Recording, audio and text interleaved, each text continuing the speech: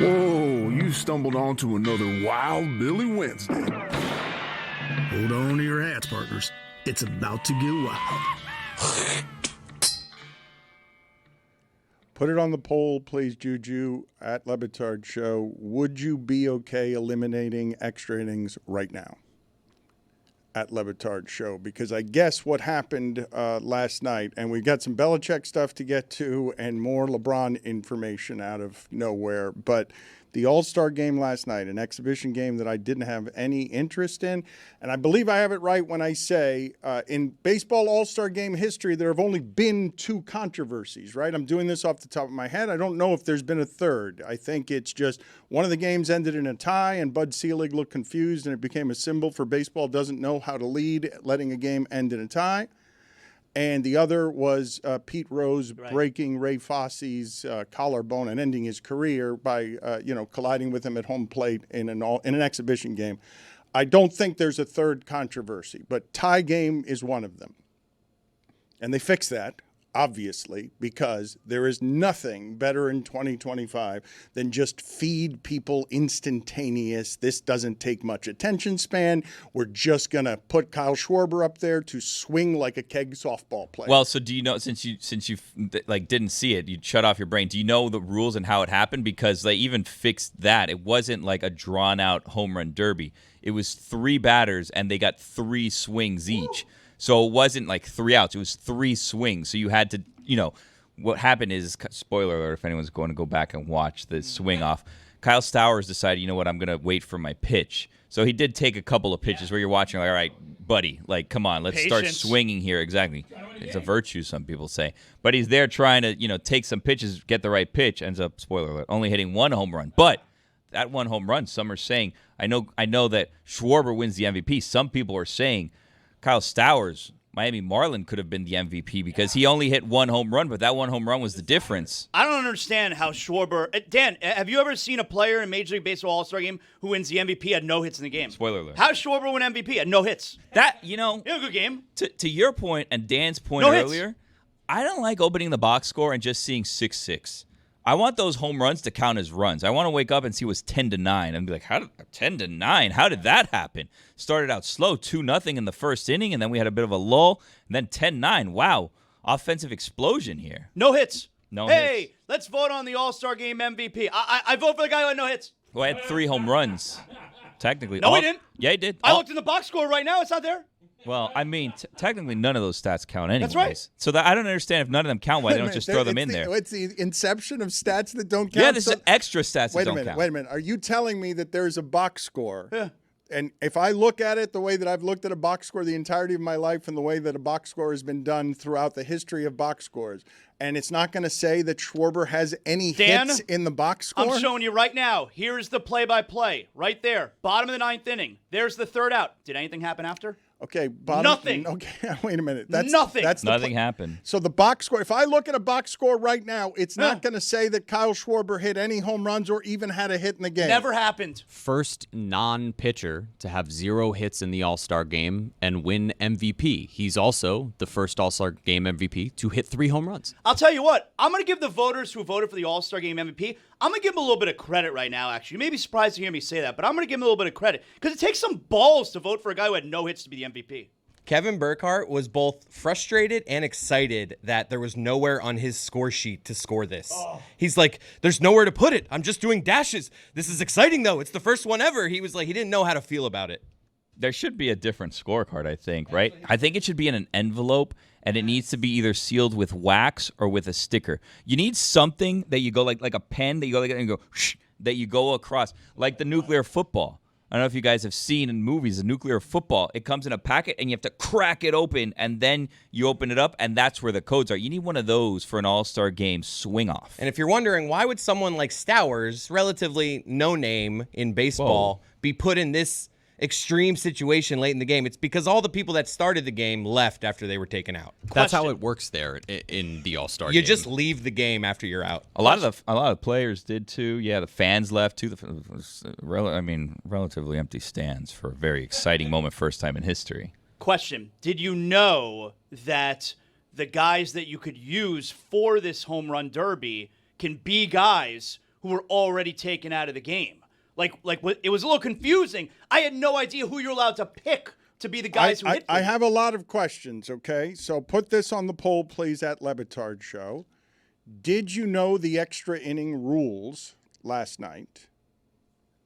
And the other thing that I want to discuss with you guys about this is my entire history covering baseball, okay, has been baseball writers write poems about what baseball is, and it's always something beautiful because it's timeless. It's about literally coming home, writing these poems that we've taken a bat to all of that with a couple of changes that we've made. I'm not objecting to this. I like the change. I like the growth. I love that baseball somehow is evolving to capture a new generation of people by being faster and better.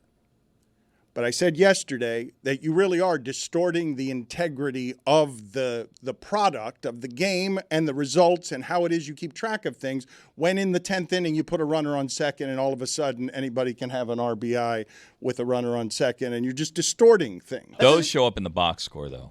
So it counts for your stats, RBI and run scored when they do that? And they're extra runs, and it's regardless. It doesn't matter. It's to speed up the game. But the thing that I wanted to talk to you guys about is the following, right? I think I've made fun before of soccer ending in penalty kicks, even though I like penalty kicks, and you kind of have to do that. And I have said it's like ending the Super Bowl by, instead of going into overtime, just having the quarterbacks throw the ball through a swinging tire. It's not the game they were playing before that. Right. It's. I think everybody's in on the idea of give me something fast and different, because we really are. We've gone from the game is timeless to now by rule. Let's wrap this up. We're going to wrap this up now, right? Let's hurry up and wrap this up. That's what they gave you last night. No, last night was super fun and exciting. Everyone enjoyed it, Dan. Like every single person. Billy, I'm not complaining about it. I'm telling you that it is a change that absolutely is unlike anything in entertainment, which we're having fun. We get more. Yeah, let's wrap it up. Let's finish up what we're doing. We need to get out of here. And it's because Roy's walking in today. And he says under his breath, while you guys are dancing around, baseball's back. He's like, it was 3.5 hours last night. Yeah, man, we fixed baseball. We got a pitch clock and everything, and all of a sudden it's 3.5 hours. Boo-hoo. It Like was the close pitch to clock midnight. tomorrow. Yeah. But like you guys understand the All-Star game. First of all, the All-Star game doesn't count anymore. Like it never did count, but then it did count after the tie because it determined home field advantage for the World Series. But it's back to not counting, I think, because again they change rules all the time. But the All-Star game always takes forever because there's 1,000 substitutions. Like you're constantly taking out players to try to make sure everybody plays, which is why at the end they're like, you know what, let's do something fun here. Dan, also, I don't know if you caught this. It was the first time in Major League Baseball that we saw that the challenges could be done on balls and strikes. I love that. 4 challenges, 4 successful challenges yesterday. I love that. It was experimented yesterday. What? Stowers was unsuccessful, yeah. 3 out of 4 were successful yesterday. So, I mean, very exciting. You guys are beside yourself with enthusiasm about an exhibition game, a friendly last night. All of you are raving that it was perfect. 6-0 becomes 6-6, and then we all learn a rule together, and shortly thereafter are able to wrap up the night. And if you're going to wrap it up, just send me a couple of giant guys who are trying to hit the ball 500 feet, and let's all get out of here. Did you see how the game got tied in the 9th inning, Dan? I did not. Infield single with 2 outs. Steven Kwan. Guy's fast. 2 strikes, 2 outs. 1 pitch away from ending it. We almost didn't have a swing off. But then an infield single in this game of long ball and 103-mile-per-hour pitches. An infield single, small ball, is what sent it to extras. Or I guess not extras. A swing off. Baseball's back. They fixed it. It's incredible. The Savannah Bananas have gone way too far, though. We can all agree on that. They've taken the game too far. Anyone objecting to this? There's not a Bob Costas out there. Bob Costas famously objected to the wild card. The wild card was one of the rejected ideas that baseball back before it was willing to change. It was very unpopular at first, the wild card, because you were distorting everything. Now it's very popular. There's no one out there complaining or lamenting that this ended in a swing off? I haven't seen anyone doing so, even like the old school baseball guys. Buster Olney last night tweeted out that the All-Star Game was an ode to the pitch clock. And because in that broadcast, you had longer commercial breaks, the first ever swing off, hitter-to-hitter interviews, the stand-up to cancer pause, the tribute to Hank Aaron, which, if you haven't seen, That was excellent. coolest thing I've ever seen. In Coolest thing entertainment you've ever history. seen? Yeah, ever. Oh my God. You've never seen anything cooler.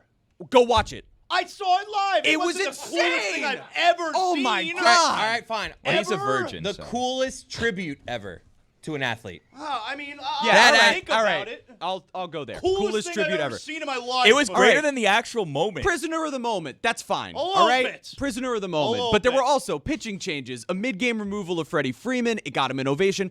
Game still lasted 3 hours and 20 minutes. That was just the average baseball game, like 5 years ago. Can we put on the poll, was Hank Aaron breaking the home run record or last night's recreation of Hank Aaron breaking the home run record more exciting? Cooler. Or which was Which cooler? one was cooler? Which was cooler, the actual moment or the recreation? The recreation might have been cooler. Did you see it? Dude, they recreated it. Once Kershaw got taken out, I stopped watching. They started doing this stuff with technology and this VR, this was and awesome. that, where like the They lights used a are off, firework. the field is lit up, and then all of a sudden you hear the audio of the moment. And then instead of seeing a video of the home run, what happens? They shoot a firework from home plate over the outfield wall. And then all of a sudden, you see his steps being lit up on the base path as he goes around. The coolest moment in baseball history last night. Baseball back. I'm telling you. Kershaw was mic'd up, and he was telling us what pitch he was going to throw while he was winding up right before he let it That go. was too much. It was too much. That was too much. He literally, in the What middle is of wrong his with windup, you? he goes, Smoltzy, what do you want me to throw? Smoltzy goes, throw a cutter. He's like, in the middle of his pitch, Smoltzy, I don't throw a cutter. And then he threw the slider. I'll throw a slider instead, Smoltzy. I don't throw a cutter. Uncle Something Charlie. to it. that wasn't actually in a game. The lights were out. There was a curveball. firecracker that went off at home plate. That's the coolest thing. It didn't. in No. baseball Are you No. kidding? No. You're trying to make it seem like it's one of those little light fireworks. Goes pop, Yeah. and that's it. No. It actually petered out in midair if you were watching. It They didn't want shot! to hit the people. It petered out. What do you want him to kill fans? Hey, I'm not saying to kill fans. You I'm just saying said you wanted fans dead. it petered out.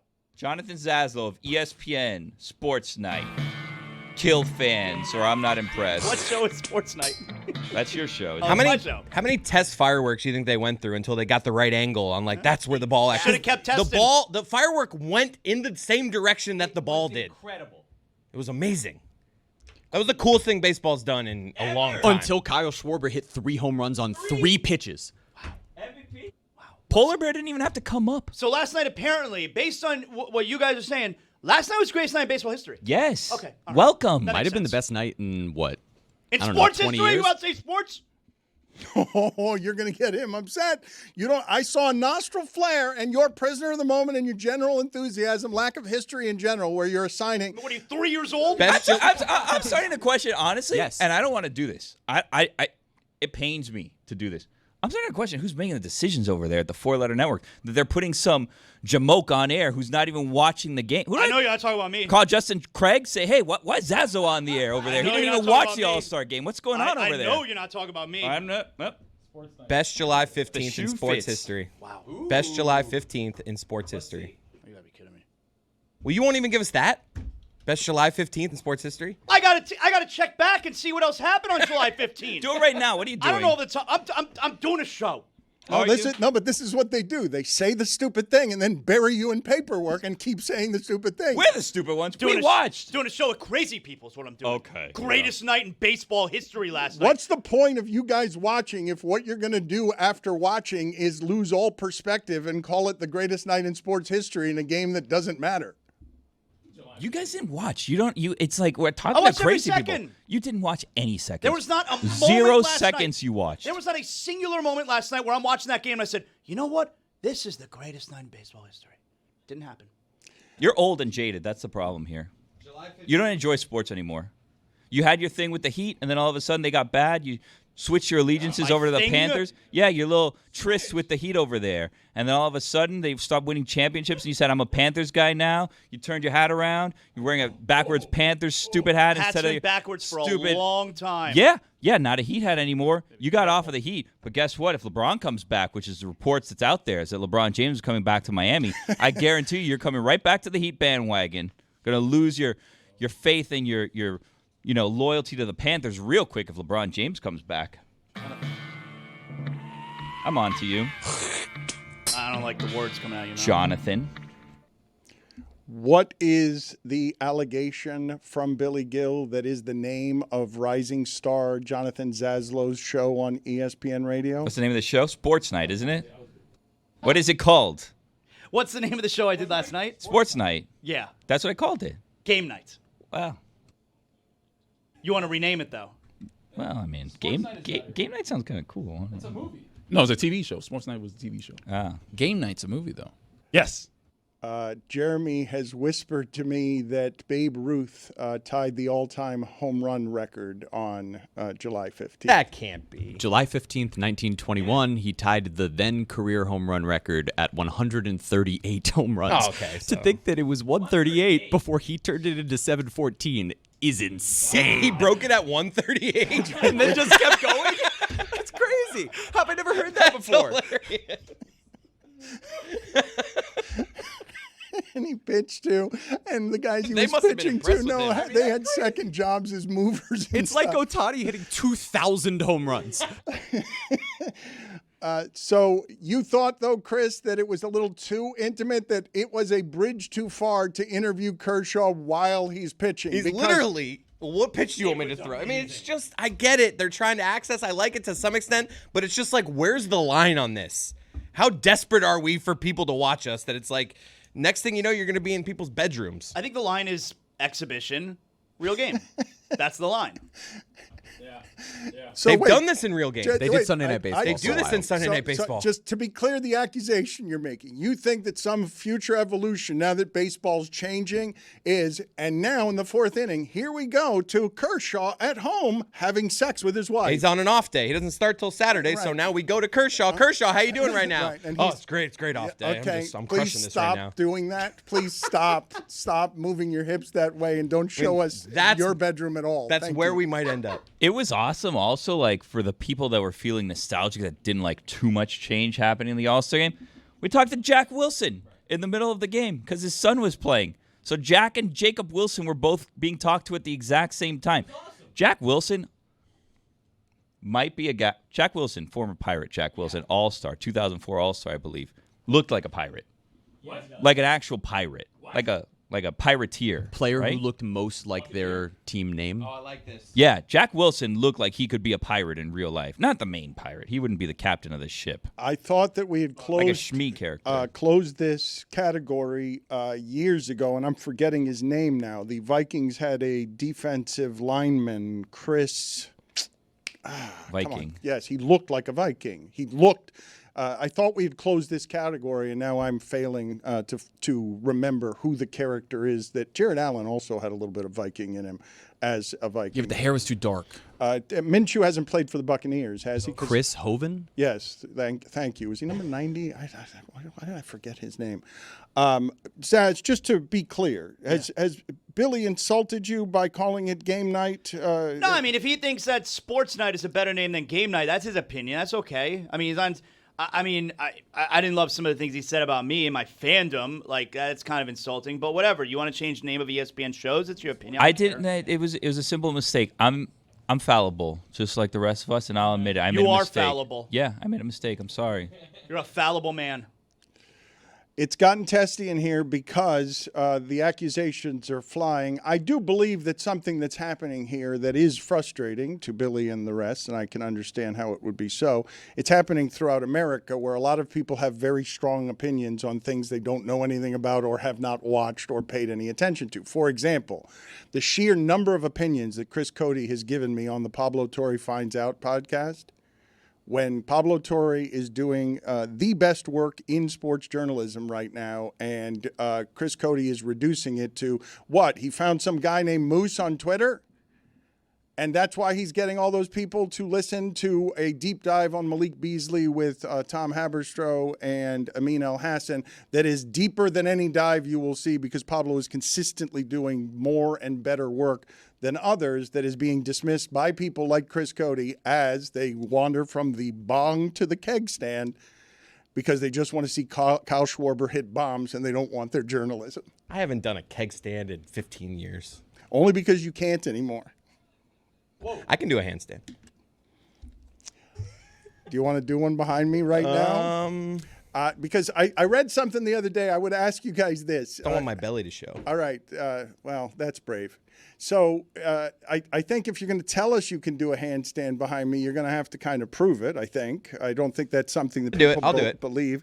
But I also wanted to ask the group this question, because I don't know how this can be true, but I read the statistic the other day that only 15% of people over 40 years old have the balance, the correct balance and alignment of their bodies, that they can put socks on while standing on one foot. Put socks on, one foot to the other. I imagine all of you guys probably think you can do that, right? I would like to test that behind me over the course of the show, where I would like to do that. where we have people trying to put on socks. I don't know how I don't know how they arrive at the statistic that only 15% of people over 40 can do that. I think it's in the census. But regardless, like, why would you think when you're putting on your socks in the morning, why would you say, I'm going to do this standing up? Who does that? how do you guys all put on your socks? One at a time. Yeah, one While foot at a sitting. time. Be It's like amazing my if pants. you did both at a time. Do any of you do it standing up? Put it I've on the done it poll standing up. In a pinch. at Le Batard Show. Have you ever put your socks on standing up? So Chris Cote is now going to do the handstand behind me, correct? Or are you worried about your belly? Are you worried about... I think he tucked it in. Okay, he tucked it in. Wow. Oh, Oh, that wasn't That was long actually enough. pretty impressive. No, that wasn't long enough. Oh, good. long enough. Oh, that's good. Okay, 3 but- seconds. But not a keg stand. Good Couldn't for even you. get a sip out of the keg. But Dan, remember, in a keg stand, Wow. your legs are being held up by participants of said keg stand. Yeah. So it's different. Somebody's holding his legs up as he's drinking. You're not holding it up yourself Whoa. and then That's better. holding the You're nozzle like of a the keg. gymnast. I could see Chris as like a circus folk in another life. What would you imagine that would look like? Like this, just at the circus. Okay, so just a wandering Half-ass handstands. circus bear. I didn't say a What- successful What a one. sad traveling circus you've put together. This guy does Well, he handstands. juggles. He can juggle too. Yeah, but that's not what you mentioned. You just did that. That was the big entertainment. I It's think he could paint some Your faces. circus. your circus. He's the guy that gets hit idea. with the cannonball in the belly, you know? Different things like that. Over here, you got the bearded woman. Over here, Yeah. you got Chris doing handstands. This is how little talent generally surrounds Billy Daly around here, that he builds a circus around somebody surprising him with a talent. Well, I said I could see him in a circus. Not that he's a talented circus I would crush a performer. circus. I think that you believe I'd that. be the energy guy out there before the show. What would you do? Just hype the crowd. Is that a thing? Circuses have an energy guy? You got it. I mean, what do you think? They're just. Usually a clown. What, the ringmaster? Would you be a clown? It's not what I would prefer to do, but I'll. Bearded lady is what I would go with. Can you get the boldest take of the day for me, please? I want to go to phone calls because I miss the community of clever people who used to compete to be clever around our text machine and our phone lines. The telephone number for the Boost mobile hot take line is 305-486-GOTS, 486-GOTS, 4689. Let's see what we've got there, Roy. The Boost Mobile boldest take is presented by Boost Mobile, the newest 5G network in the country. Hey guys, it's Eric on a mobile. My hottest take from the weekend is that Vince Lombardi looks like white Malcolm X. Hi, this is Brandon calling from a desk phone. My hot take is that if you are not a state, then you should not have state in your university name. For example, San Jose State University should just be San Jose University. Thanks. I'll hang up and listen. Hey, this is Josh in a car. My limited fake, David Sampson. Guyavera. Hey guys, calling from North Dakota on a mobile. My boldest take is I think that hard shell tacos should be eliminated and we should all eat them the way that they're intended, as nachos. I'll hang up and listen. Hey guys, Cody in Tennessee. My hot take is that the worst athletic portrayal of an actor in a movie got to be Vince Vaughn in Rudy. He is so bad. He is so awkward. I think it's Danny O'Shea, number 44. It is just cringe to watch. I'll hang up and listen. So, hi there, first time, long time. This is Dan from Rochester on a mobile. Here is my limited fake SportsCenter voiceover guy. This is SportsCenter, brought to you by Boost Mobile. I'll hang up and listen. This is Ian from Oklahoma on a Motorola Razr. My hot take is that the hibachi messed up. This is Ian from Oklahoma on a Motorola Razr. My hot take is that 4th of July fireworks are just like the hibachi at the fire. I messed up again. I quit. It's my favorite person ever. All right, great effort. 305-486-GOTS. You made it somehow beyond an international pool of callers. You made it with those He last probably two tried calls. a third time. He was going somewhere. Fireworks, hibachi. I wanted to see where it landed. On the Motorola Razr. You know. So this is one of the many reasons that the talent around here surprises Billy anytime it appears, because we've lowered the bar so low for what talent is around Tony's here. here. And I want to go back to yesterday, and I want to relive a moment that is going to be largely for the video audience. So forgive me, because we're still much larger in audio than we are in video. But I think I want the video audience to simply keep an eye on Cody and understand that for about 5 or 6 years, my old friend sometimes just doesn't seem to know where he is. I don't know how to explain this any other way other than how I'm about to show you, which is he's doing a show with us, and he's been doing it for a while here in these studios where we look when a guest appears and David Sampson is right in front of us. I want you to watch Greg Cody here as he starts looking around the studio roof for David Sampson because he doesn't know where he does. Look, watch what happens to Greg Cody here. He forgets where he is and where David Sampson is and where anything sane in the world is. Greg Cody has called this All-Star decision, okay, a joke, a disgrace, and, my favorite, criminal. A crime against baseball. It is a crime against baseball. Okay, because is David still on, or did he? Yes. Where are you looking? Here, yeah. right Here, he's Greg. just looking around until he sees David. Why'd you just look into the sky? Come on. There's a lot of monitors. Come It's on. confusing. There's 15 TVs on Yeah, the Why it's did he look at the ceiling? None are in the ceiling. No, look at that room. Look at that shot right there. Look at all those TVs. It's an easy mistake. But I'm pretty sure David was just on one of the screens. Yeah, you're right. There are all of these screens here, and he's on several of them. Why can't he find him? I want to show it to everybody again so you understand. It's not his first time in the studio, not his first time talking to David Sampson, not his first time talking to a guest. I don't know what happened here. Greg Cody has called this All-Star decision, okay, a joke, a disgrace, and, my favorite, criminal. A crime against baseball. It is a crime against baseball. Okay, because is David still on, or did he? Yes. Where are you looking? Here, yeah, right right here. here. That's looking nuts. around until he sees David. He looks up in a way, like we said to him, David is in space. He thought maybe David was going to be like repel from the lights here into the studio. David just being right here, Greg.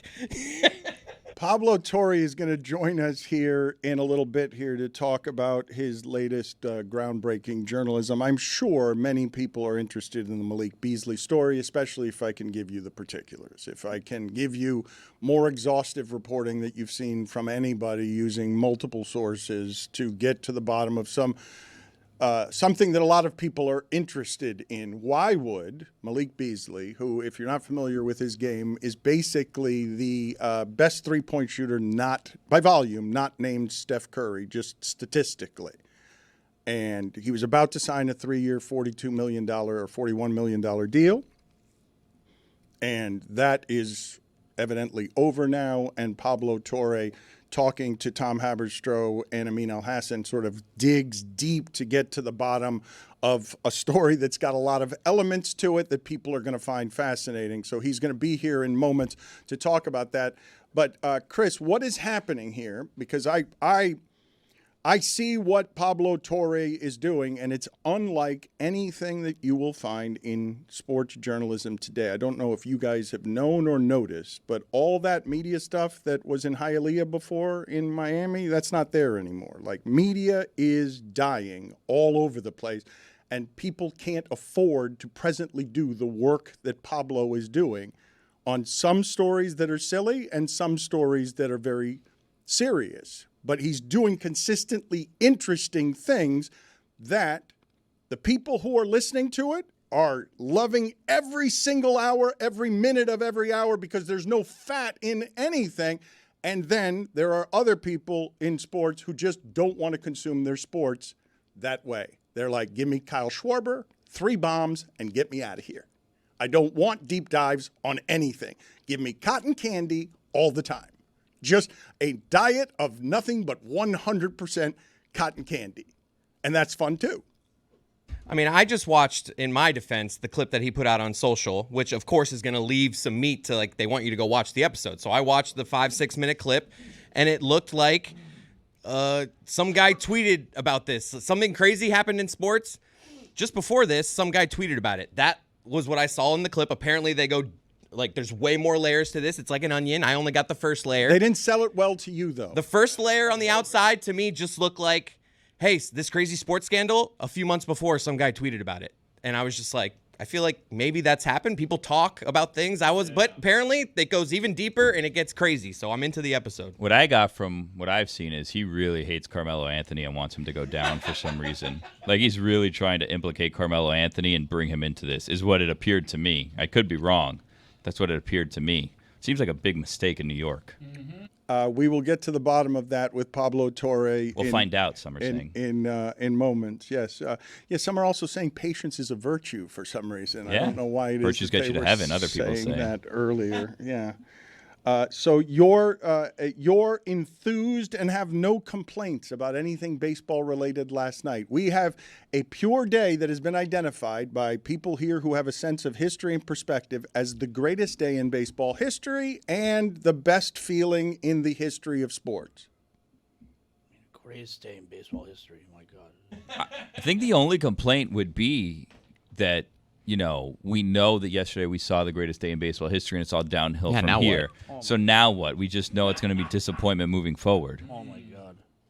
Game ended a tie. I don't know if you saw. No, it didn't. Greatest day in baseball. I'm looking at the box score right now. It's I know. 6-6. I watched the game. When I go to do game night, I watch the games. I don't just go look at box score. I'm not a box score warrior like you You're are not over box there. score Billy. Exactly right. You're watching that game last night, and you're saying to yourself, "Wow, I can't believe it! I'm watching the greatest night in baseball history." Yeah. I mean, it's. I woke up my daughters. I said, "Daughters, wake up."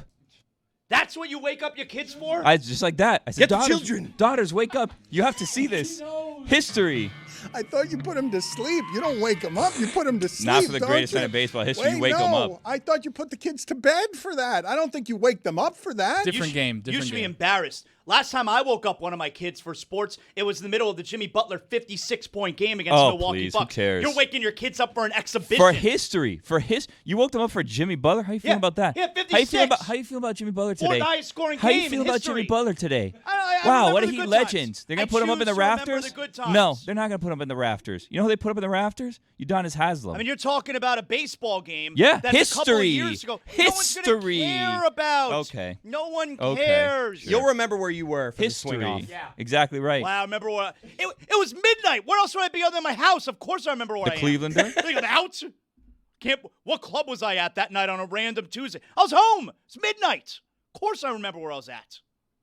Talking about. Were your kids watching with you? No, they don't care. They don't Yeah. care about baseball. Ingrates. When he first got called up and he was kind of chubby, Kyle Schwarber did look like a cub.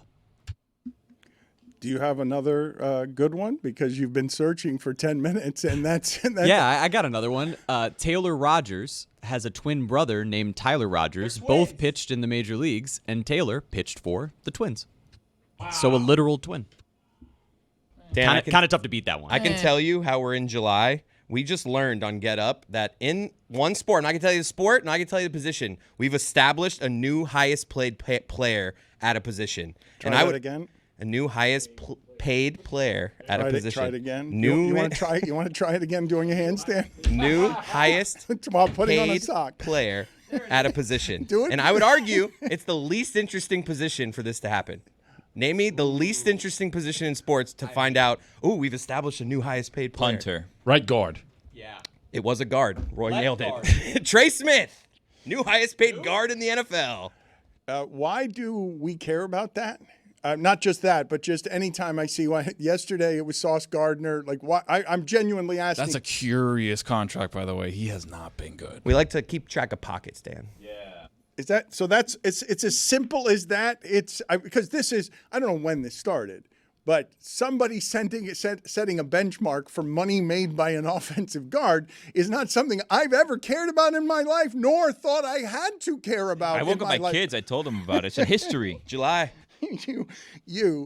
Daughters, wake up. Yes, we have a new benchmark for guards. Yes. History. I'll never forget where I was when this happened. Yes, excellent contributions from you, that segment. Agitating Sads, shouting history at him several times. And don't think you got away with that, Cleveland, do you keep sneaking in on me?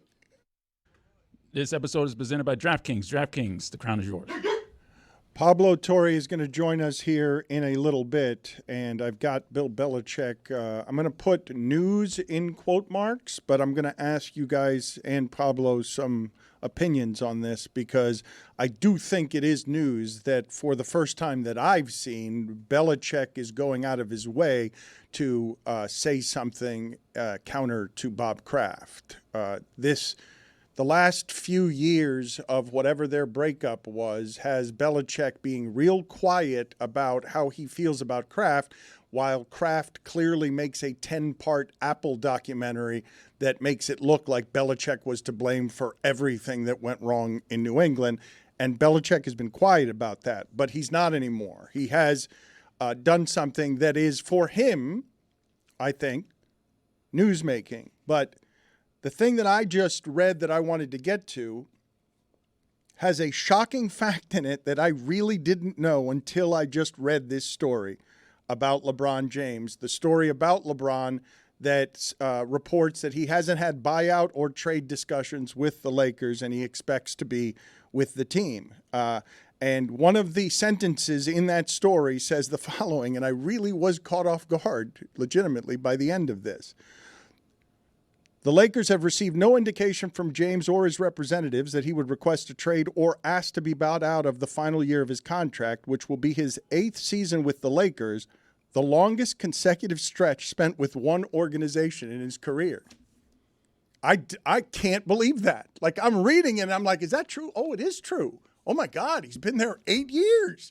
I read that sentence and I had to do a double take. I'm like, that cannot be right, that he's been with the Lakers more than he's been with Cleveland. Consecutively. No, I know, but I'm saying that I think of the start of his career as being longer than the time of what I think of his time with the Cavs at the start of his career trying to get to the finals as something that took longer than the time I think of him as a 5-year player with the Lakers. I don't know if it's the pandemic that screwed me up, but I do not think of him as that for the Lakers. 8 years is to have that be the longest tenure of his career. You could win some trivia games, I think, if you start asking people that question. How about twice as long as he was with the Heat? Yeah. Like, that's another one, right? Half the championships. That's true. Man, that is some quick homer math that Jeremy did there. The two of them just speaking the same language, like the two of them connecting eyes, finishing each other's sentences. Yeah, but then it gets dicey because then you can say, well, it's a bubble title, right? So then do you take that championship away because then you also take away a finals appearance from the Heat. So what do you do in that instance as? I don't do anything. The Heat didn't win it. What do I care? I'm just saying. I mean, well, hold on a second. You think I brag to people about the finals the Heat lost? Well, I mean, yes, that's what we're holding up for Pat Riley finals appearance. All-Star Game being the greatest night in sports history. It was. Okay. I'm glad we've resolved that. Pablo Torre finds out. This guy doesn't know anything. His kids are running away from him. Good card. I may not let him. That's not how running away works, buddy.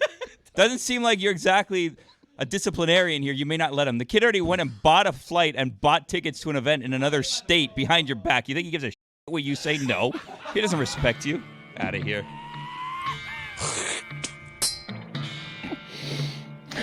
How's he going to get a hotel or a car? Is he traveling with another adult? Do you have a fake ID? Real tight ship you're on over there in the Zaslow Manor. Apparently you can. It's a mansion. Zaz, apparently you can skate around Airbnb. Like, if you put the card down, apparently Airbnb is easier than hotels. To be honest, I don't know the difference between a manor and a mansion. I don't know. Put it on the poll. With Zazwit's delusion. At Le Batard Show, do you know the differences between a manor and a mansion? Let's bring in someone highfalutin that we keep around here in order to answer the highfalutin questions. Pablo Torre. Pablo Torre finds out he's trying to go from the podcast world of manor to mansion with all the stories that he's doing. What is the difference between the two things? Do you know? I think manor is like Beauty and the Beast. You know, it's where like the beast lives. Mansion. I think manor is ahead of mansion. I think it's above mansion. I think mansion is, you know, there are lots of mansions, Beverly Hills, you know. That Fresh beast Prince lived in a stuff. castle. This is crazy talk. Yeah. No, a manor is like an estate, I feel like. I think a manor entails more than merely the structure. It means that maybe you got like grounds to go pheasant hunting. Mansion's the Like a best dark place you wood? could ever live. Everybody knows that. No, please. Everybody who's well-read like me and Pablo know that a manor is ideal. Yep. Bunch of illiterates around here. Put it on the poll at Le Batard Show. What's better, mansion or manor? I think manor also has a royal connotation, does it And not? hauntings. Absolutely. Also. Yeah, so you guys seen Saltburn? Yes. We've talked about Saltburn. Seen I of mean, it. that tub is a manor's tub, not a mansion's tub. That is a manor's tub. Mansion's going to win that poll, though. You want to bring up with Pablo Torre what it is that you were saying about how it is that he teased his latest episode of Pablo Torre Finds Out in a way that didn't make you think that he had done anything other than uncovered some guy named Moose on the internet? You know, I thought maybe it was a short. I saw like a 5-minute clip. I was like, if this is it. But no, apparently there's a lot of layers of this onion to peel back. So, Pablo, I will be checking it out later. I don't believe you. You've said that twice. You keep saying that every time he comes on. None of you are listening to Pablo's podcast. It's obvious in your every comment. I appreciate Chris very cowardly walking back, though, what he's already established earlier on the show. My sources close to this show have informed me of what Chris has said. Manor, I think we nailed it, personally. I can't really tell. It's very small text in this tiny Zoom window. A large like country house with lands, the principal house Lands. of a landed estate. So he was trying to promote you from a mansion to a manor. I do nothing but try to Yes. set this guy up for success, but you can't help him get out of his own way. A mansion is generally a large, luxurious house, often modern, and its primary focus is on size and opulence. I don't know what opulence means, but that sounds like a really good thing to have. No. A mansion's for the poors. The poor's rich. Yes. Lands. You want lands. You want gentry. You want landed gentry. You want people tilling your fields. Opulence. Mansions are new money. Manors are old money. If you can't go pheasant hunting on your land, what do you want it for? Yep. If you can't accidentally be cursed by a witch on your property somewhere, turning into a beast, not interested. What were we talking about? She was a trespasser. Angel, do me the favor, please, of putting together a T-shirt, LeBatardAF.com, of Zaslow as he presently looks, shouting, "I want opulence." Pablo Torre Finds Out is the name of the podcast, and as I was saying earlier, That, we're talking about me. Look, Chris is obviously wrong, but whatever. I don't need to belabor that point. The point here simply is that, you know who else wanted opulence? The characters in this episode. And there is no clip that can summarize the layers of this. It's people. I've been hardened by the way that people describe my own show to me, and you guys do it the most insultingly. But other things I've heard are along the true crime kind of style of podcasting, which is weird because what we're doing is like actual, again, not to, whatever.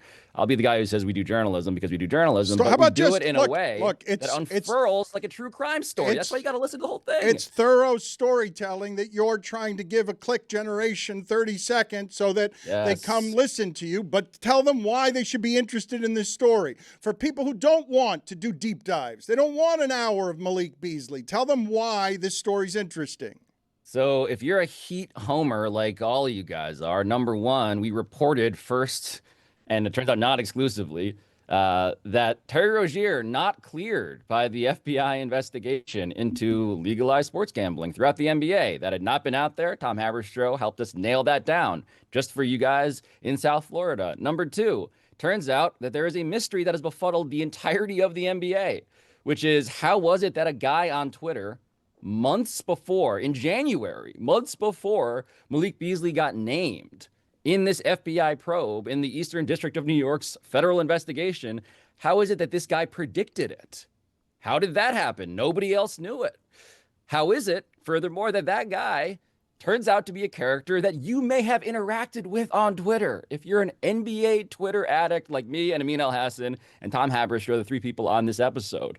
And it gets to Jonte Porter, it gets to Larsa Pippen, it gets to Carmelo Anthony, it gets to that Dante DiVincenzo 3, it gets to a notebook that has the word trap and 2 exclamation points on it that has rules for smoking weed inside Malik Beasley's house. It gets to something called the Parade of Homes in the Twin Cities, actually, where there is a parade, a tour to go and see the biggest, most opulent homes in the Twin Cities area that resulted in Malik Beasley pointing a rifle at a car full of people that helped uncover all of the story for us in the legal documents. So all of this is very germane to everything you're saying. And that's not even getting to the fact that, oh, by the way, I think we did an investigation that's more exhaustive than the literal FBI did. It is a good investigation. I will call Pablo and a thing that he did dirty because there was like two seconds in the episode where I'm seeing a text exchange in which I'm seeing the iPhone and I see I'm assuming Pablo's iPhone. The source is just calling Malik Beasley a dumbass, and I'm like, that's not journalism. That's just an iPhone. That's just an iPhone and a text that Pablo got from somebody. And I believe his sources, and I believe he's credible, and I believe that Malik Beasley is indeed a dumbass, but that's cheap. Well, this is the thing. This is why we attract via clip, and then we keep you with the honey of not all whatever. of us. Well, listen. The point is, when somebody texts me who knows really well the teammates, current and former of Malik Beasley, you're right, Dan. I shouldn't take that. And so at face value. And so what I did was I spent an hour getting to the bottom of it. It's kind of like the beginning, and we wouldn't publish that, of course, if it wasn't validated and justified, reported out in future minutes of that podcast.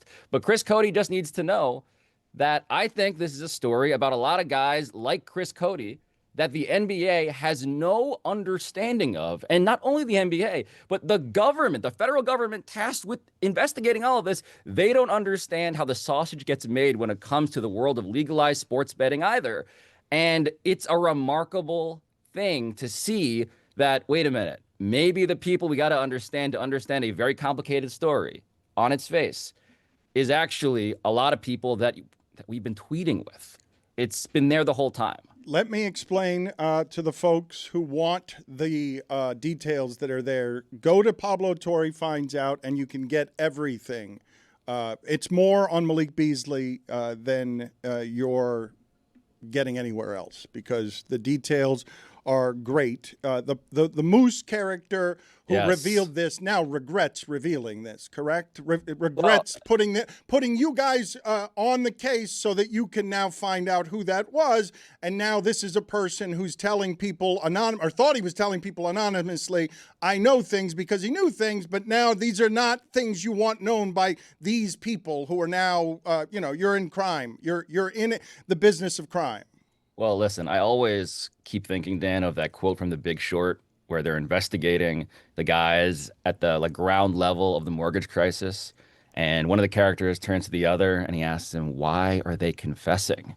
And the guy goes, they're not confessing, they're bragging. That is so much of this story. It's the story of meme coins and trying to raise money via private discords for something called National Coin Association with the NBA logo is like the parody thing for the coin. Yes, it is my favorite thing, by the way. My favorite thing in this episode of the many things I love about this is that we had Tom Haberstroh knock on the front door, call up the guy, ask him, will you do an interview with Pablo Torre Finds Out? And the guy's like, yeah, I think I've heard of that show before. And they have a conversation in which he realizes at the point that Dan is describing, I have made an enormous mistake. And you see it, you hear it. It's just rare. Again, that's the true crime aspect of it, but journalism in real time. You hear someone regret opening the can of worms that will result in, yes, potentially actual legal consequences, real things in life. And it starts so stupid. My favorite things start so stupid, and they get serious and smart, but also funny the whole way through, but also darkly funny the whole way through. There is no better case study in that than this episode, I think. So give me the top item to get people over there before I get to other subjects, including Bill Belichick. If I say the best dark funny thing that you have in there, it is blank. Oh, my God. It's Tom Haberstroh trying to bro out with this guy immediately. Tom Haberstroh says, "How are you doing on this fine Tuesday?" Like he's trying to relate immediately. If you know Tom at all, it's just like, I love that. I just love that. Okay, that's super inside and awkward, and it's dark funny to you because it's Haberstroh trying to do investigative work, and he's going to be clumsy at it. But the best part is that he gets the goods. This awkward guy sidling up to you at the bar, who's like, literally in this case, recording the call, having disclosed that, is trying to bro out with this dude. And it's so awkward, but you get everything. You click on the episode to hear everything is my point. So funny, but not dark funny. The funniest thing in the episode is blank. Oh, my God. That we had a producer watch Medea's family reunion 5 times to search for Malik Beasley. And that detail pays off in a way that can only be described as relevant to the federal government. So there's that. That's a good dismount. 5 times. I'm in. All right, I'm in on this. And but this is consistent to what I would just tell people again and again, that if you're watching the phenomenon of what's happening with podcasts and where it is that intimate storytellers get in your head in a way that connects with things, because people still like to discern what's good and separate it from all the antiseptic that everyone else is making. What Pablo is making does deeper dives on things regularly than anyone in sports journalism is doing. And in this particular case, if I say the most interesting detail from this story that's going to end up being something that has consequences that we'll look back on years from now and say, that's what the gambling stuff did to sports back then. While we were clucking about Pete Rose, like that was the real stuff that was happening. Yeah, it's that amid these incentives, these new incentives in which all these ways exist for people to have interests that diverge from their employers, players versus NBA teams, it turns out that we stumbled upon real evidence that the Jonte Porter scandal was underestimated by the federal government. That in their own reporting, in the FBI's research and investigation, we think they undershot it. We think it went deeper and earlier. And we have the way that this connects to Malik Beasley, to Terry Rozier. But really, it's the fact that even the government, I think, has some level of this wrong. I think they don't understand the scope of it. I don't think they're as fluent as Tom Haberstroh, Amin Elhassan, and me and NBA Twitter addicts than, frankly, the shipping container when it comes to knowing, when it comes to crypto, gambling, and basketball. These are 3 things that are so intertwined, and the government isn't internet NBA Twitter brained enough to get it yet. But I think we have here at Meadowlark Media a bunch of people actually that might be. You ever think to myself, you know what, I, Pablo Torre, have found out enough, or I found out a little bit too much about this. Like, I like my kneecaps, I have a family, maybe I should find out a little less about this situation. And by the way, that frankly ahead of the shipping container, a little bit of an undercut, but you know. You worried someone's going to kill you? That's really the question. All fair points. Kind of. I mean, if I am disappeared, the unfortunate reality is that there are no multiple suspects. And by the way, it's just tomorrow's episode, Thursday's episode, is not us taking the foot off the gas. Like, there is something else that's going to be a thing, I think. And yeah, please tell the world my story if you never hear from me again. That would be my request. All right, this is a bit dramatic. Seems here. not worth it, to Hold be on. perfectly honest with you. I disagree. I mean, you're willing to risk Pablo's life? And I'd go a step further.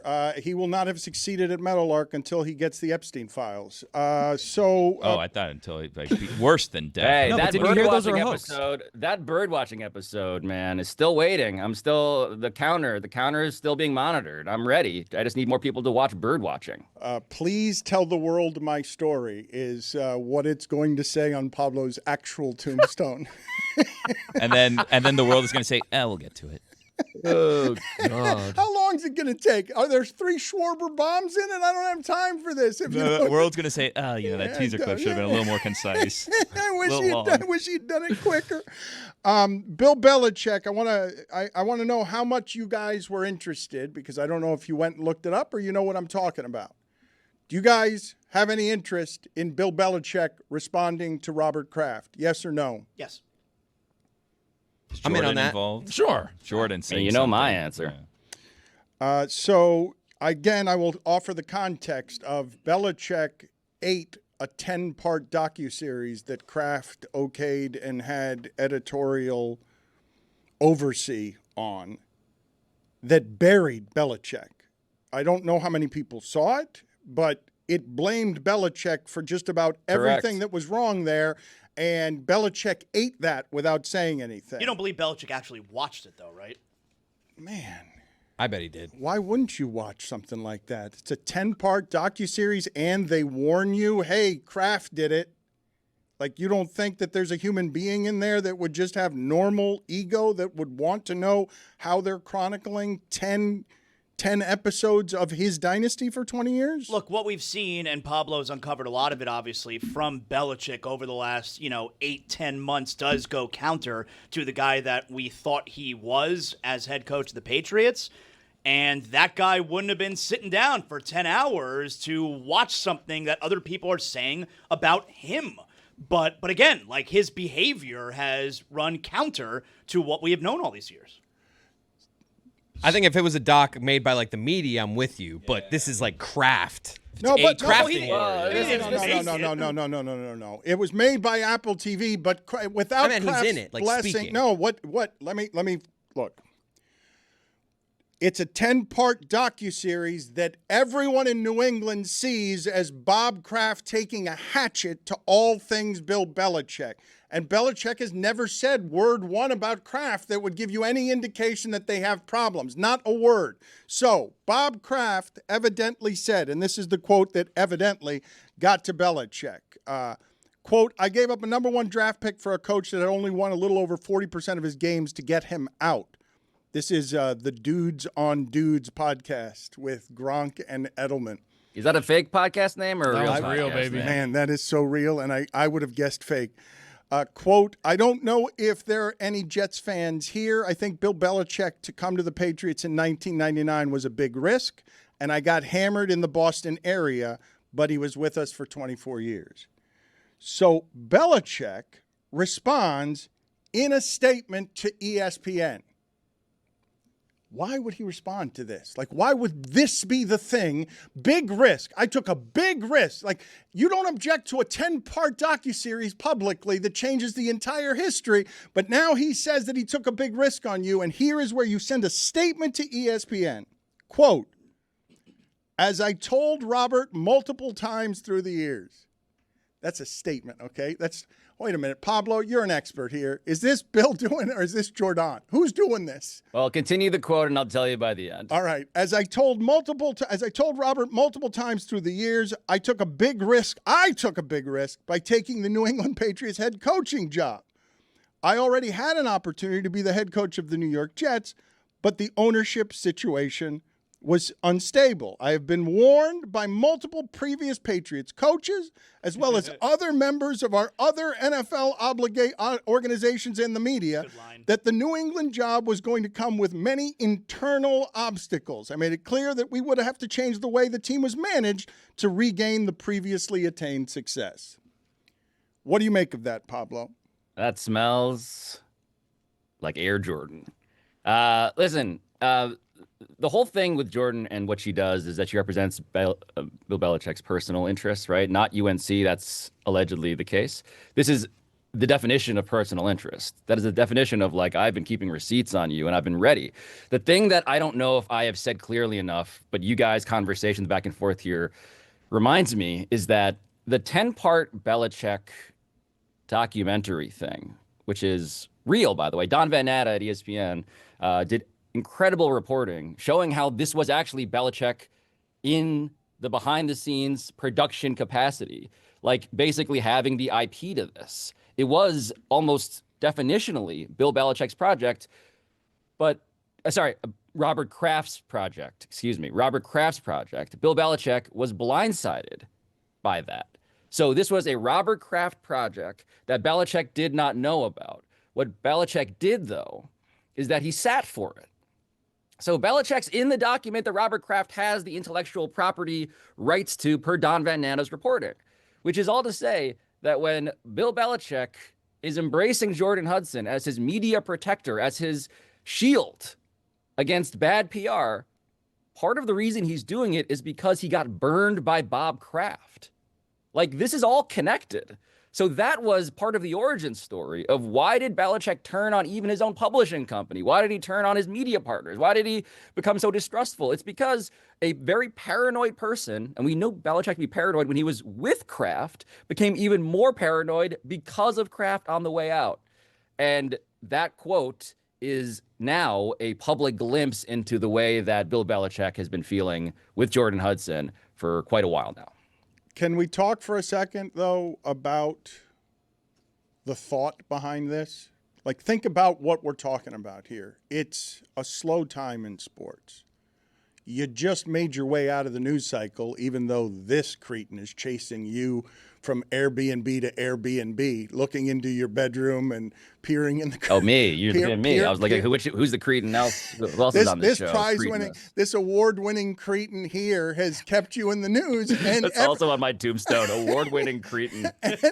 and everyone is telling Belichick just go away for a while. Just make all of this go away for a while. For him to send a statement to ESPN, man, what? Now you're gonna do it.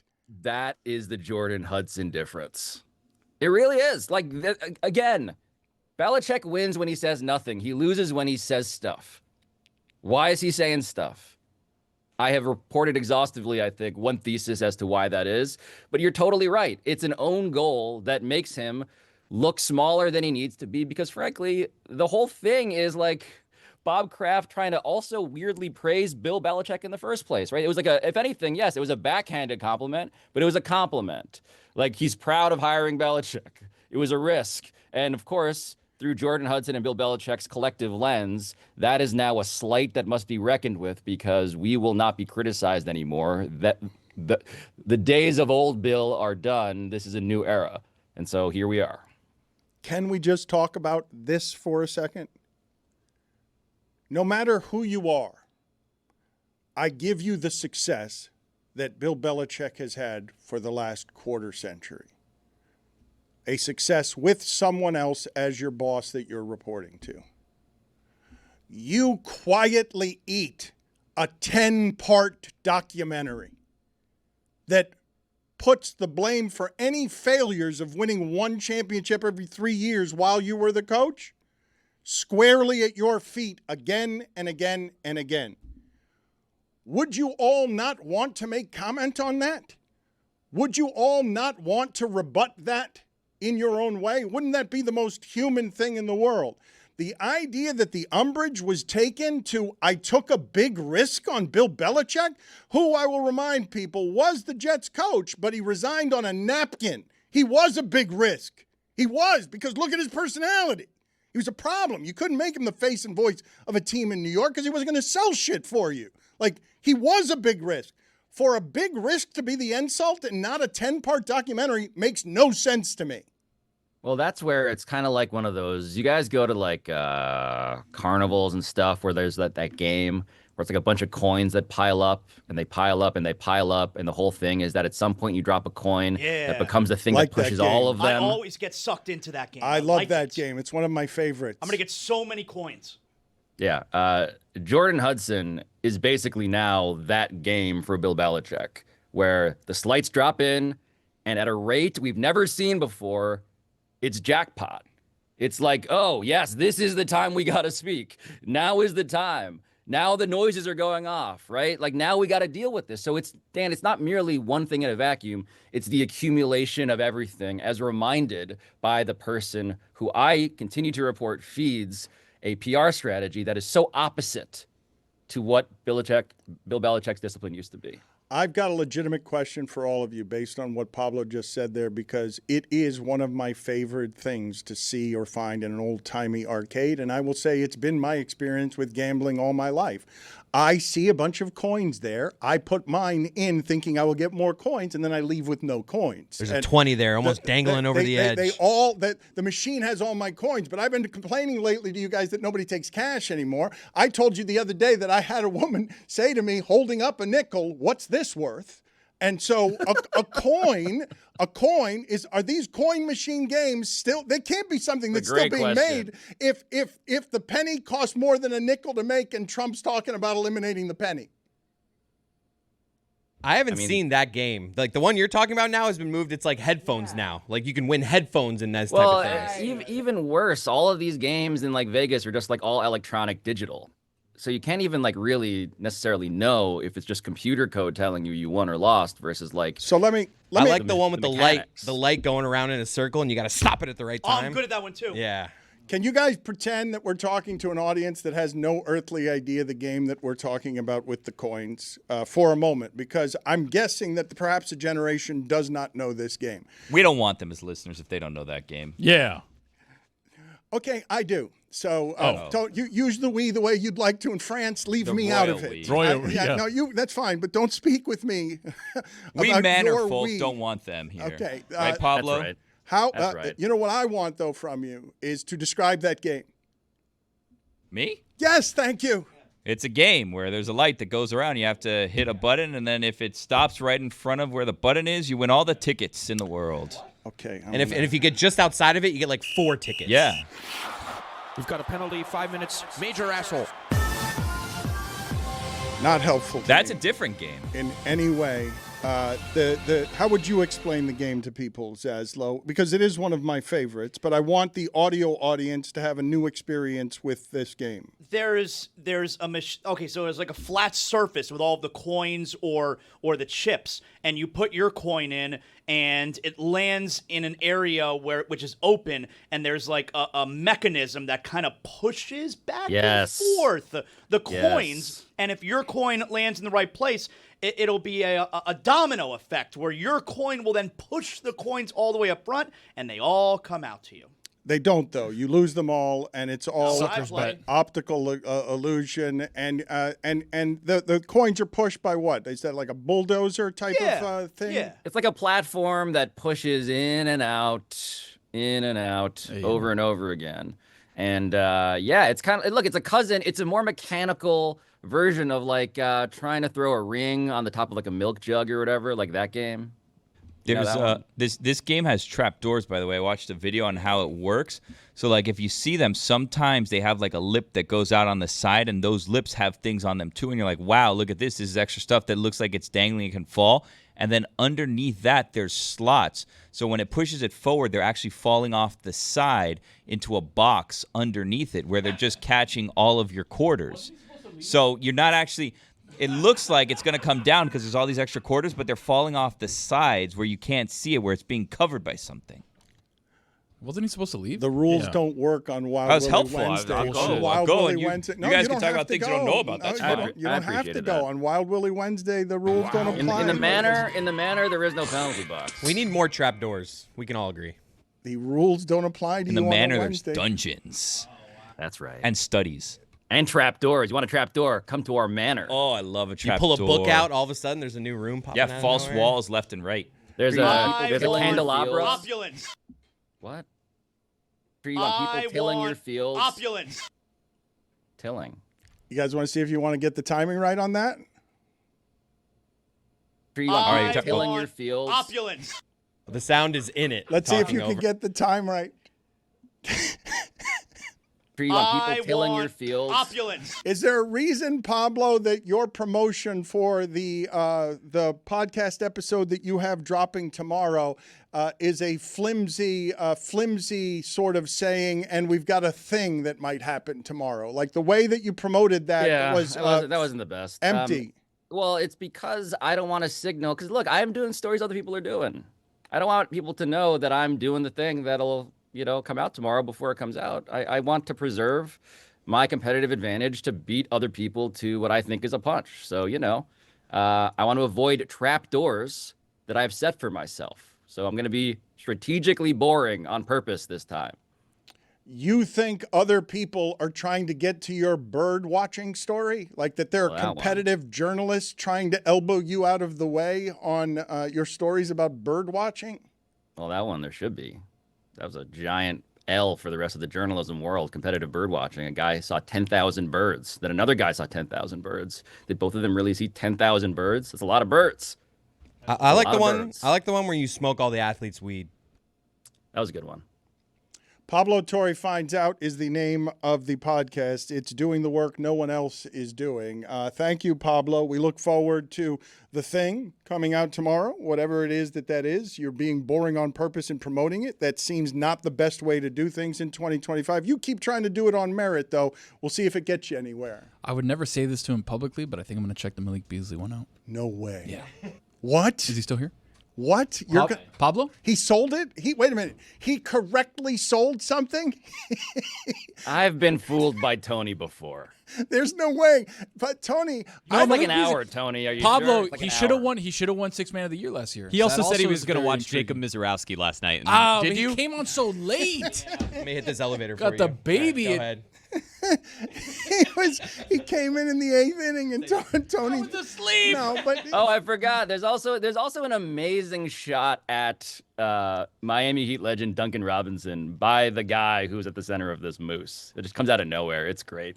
I forgot about that part. Pablo, a lot of Miami Heat stuff in this one. For as many people who love what you're doing, do you find a whole lot of people with short attention spans at a time when we can, empirically say that the young male is trending in a direction away from your long-form journalism? Do you find a lot of objections to you going and doing this work that is highfalutin? I feel like the market opportunity is so vastly tilted in favor of short attention span stuff. It's on the phrase. It's on my See you later, sentence. Pablo. Look, you want dudes? I got dudes on dudes too. I got dudes on dudes on dudes What? sometimes. All What? right. Watching that. Please How many goodbyes? tell the world my story. You get a Magic Johnstone. Self-important cretin.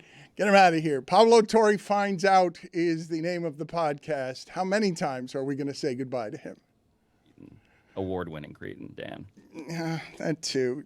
Please tell the world my story. Seriously though, subscribe to my story. Enough. He's got to be careful in New York, Dan. I said King of New good York day, is sir. Mello. That's what I'm saying. He came after Mello. Why did Mello? Don't do that. Why did Mello take a stray? Do in the not latest walk in Pablo Torre Dykeman. I Finds promise Out? you, don't walk in Dykeman, Pablo. I'm just reporting. I'm just How is he reporting. I still didn't take a here? Right? I have to defend my legal standing, my freedom as a citizen. You guys are now besmirching me with various bits of slander. Billy accused you. Billy accused you of trying to ruin Carmelo Anthony. No, I just pointed out that he dapped up courtside a co-conspirator allegedly of Jonte Porter. Okay, that sounds pretty bad. I'm gonna go now. It's a dap. I'm gonna go. I'm gonna leave. It's a This is not helping dap. me. It's a dap. That doesn't count for anything. What does He's that Mello. mean? Everybody daps it's him not, up. It's not an incriminatory dap. Your Honor, I just love dapping strangers up. Did you just kill a cockroach? What? I don't know. What did you just Spilled kill? water Spilled everywhere. water. A little water. Just a bunch of electrical Water. wires. No big Please deal. tell the world my story, Pablo says, as if shouting from the bottom of a well. Start of the day, it is the start of the day. Start of the day, start of the day, it is the start of the day. Start of the day, start of the day, it is the start of the day.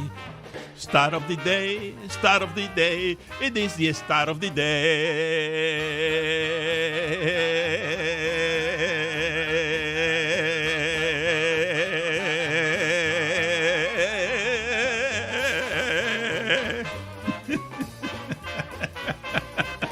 Stat of the day is presented by Miller Lite. Per @RealShelfie on Twitter of John Boy Media, Kyle Schwarber has homered in the AL wildcard game, the NL wildcard game, the NLDS, the ALDS, the NLCS, the ALCS, the World Series, the World Baseball Classic Championship, and now the All-Star Game swing-off. What do you think he's proudest of those? That once upon a time, baseball's all-time home run record was 138, and he has more than that. Jazz is like 40 away from tying it. I bet on Jazz in the home run derby. Oh, No, you pissed away your money. You got a problem. Plus 140. Mister, I kept Plus my own 140? swing going.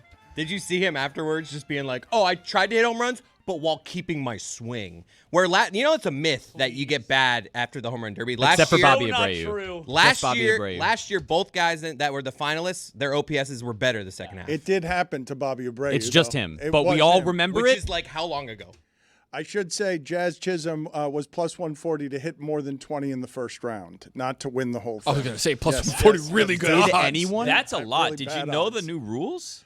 I did know the new rules. 40 but pitches, 20 home runs. That's quick math. I did it one with every other pitch. I did it with Caminero too, and I won that one. So, but he barely. I bet on guy, Wood to Dan. win, and he went first, and I was like, 16 is not going to cut it. I want to get to what Zaslow said coming in here today because he asked a question I have not heard anyone ask before. It was jarring to me to hear it. He says, "Does Caitlin Clark stink?" Fair question. No, it's not a fair question. It's not a fair question.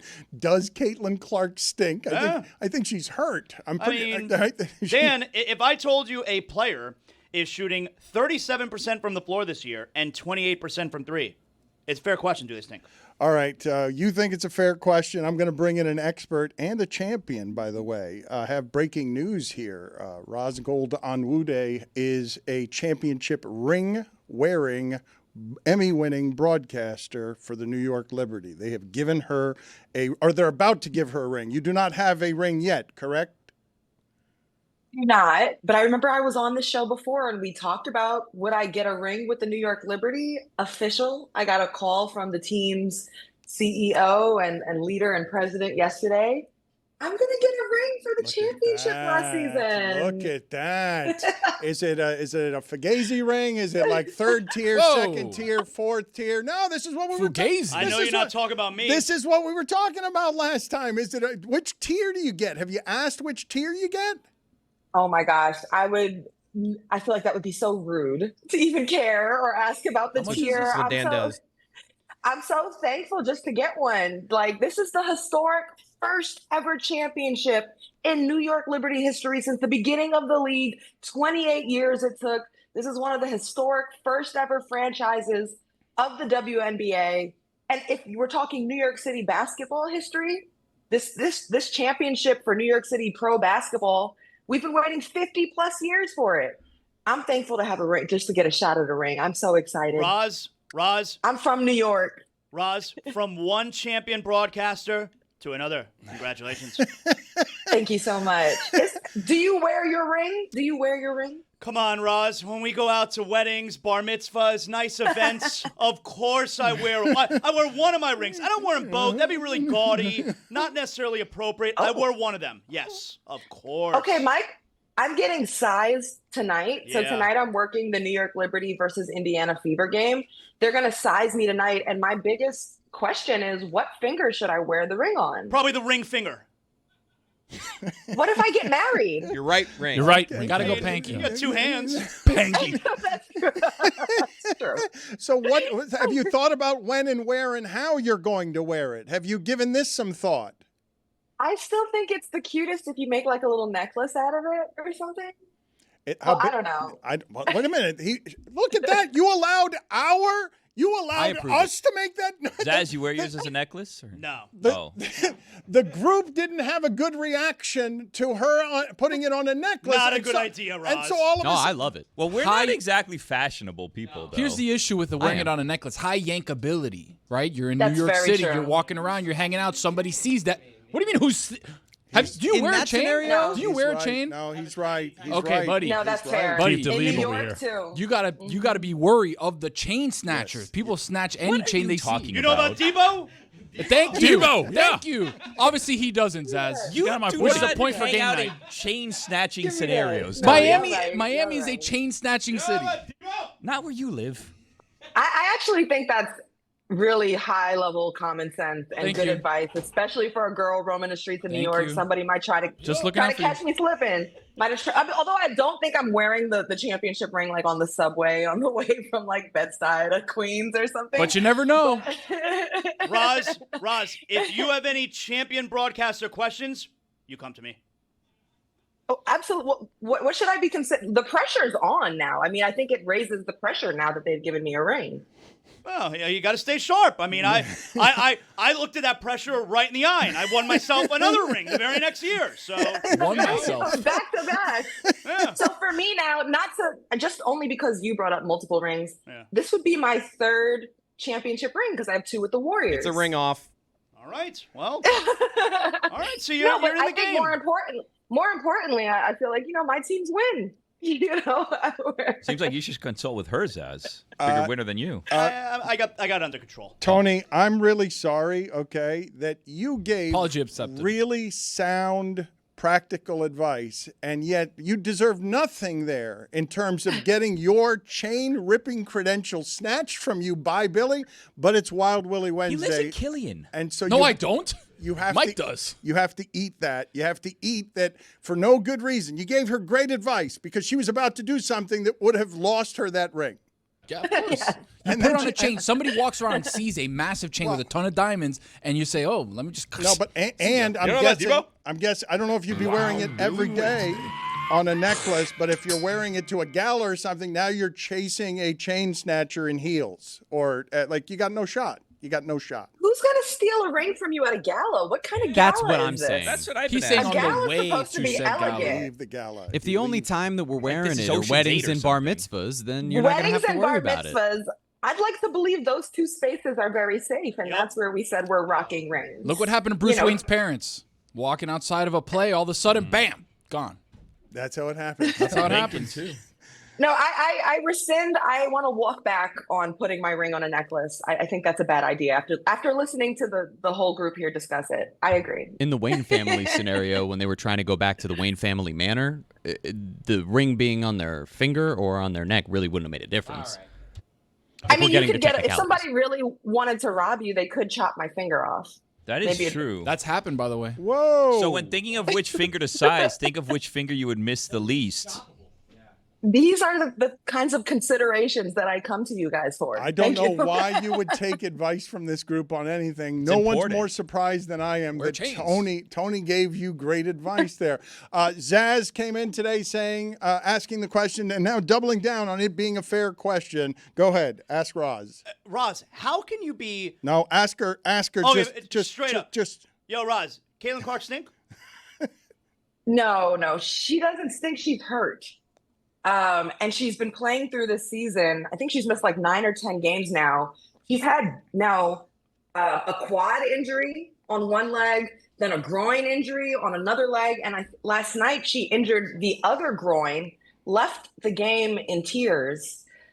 She had just returned and had been, just hasn't looked like herself all season. Guys, for context, she's still putting up very impressive numbers. It's her efficiency that's down. She's shooting like 28% from 3, 30-something from the field. Her turnovers, her mistakes are up. And she just looks frustrated all season. And I feel like here's the real tough question. So she comes back. She's from missing games. She hasn't looked good.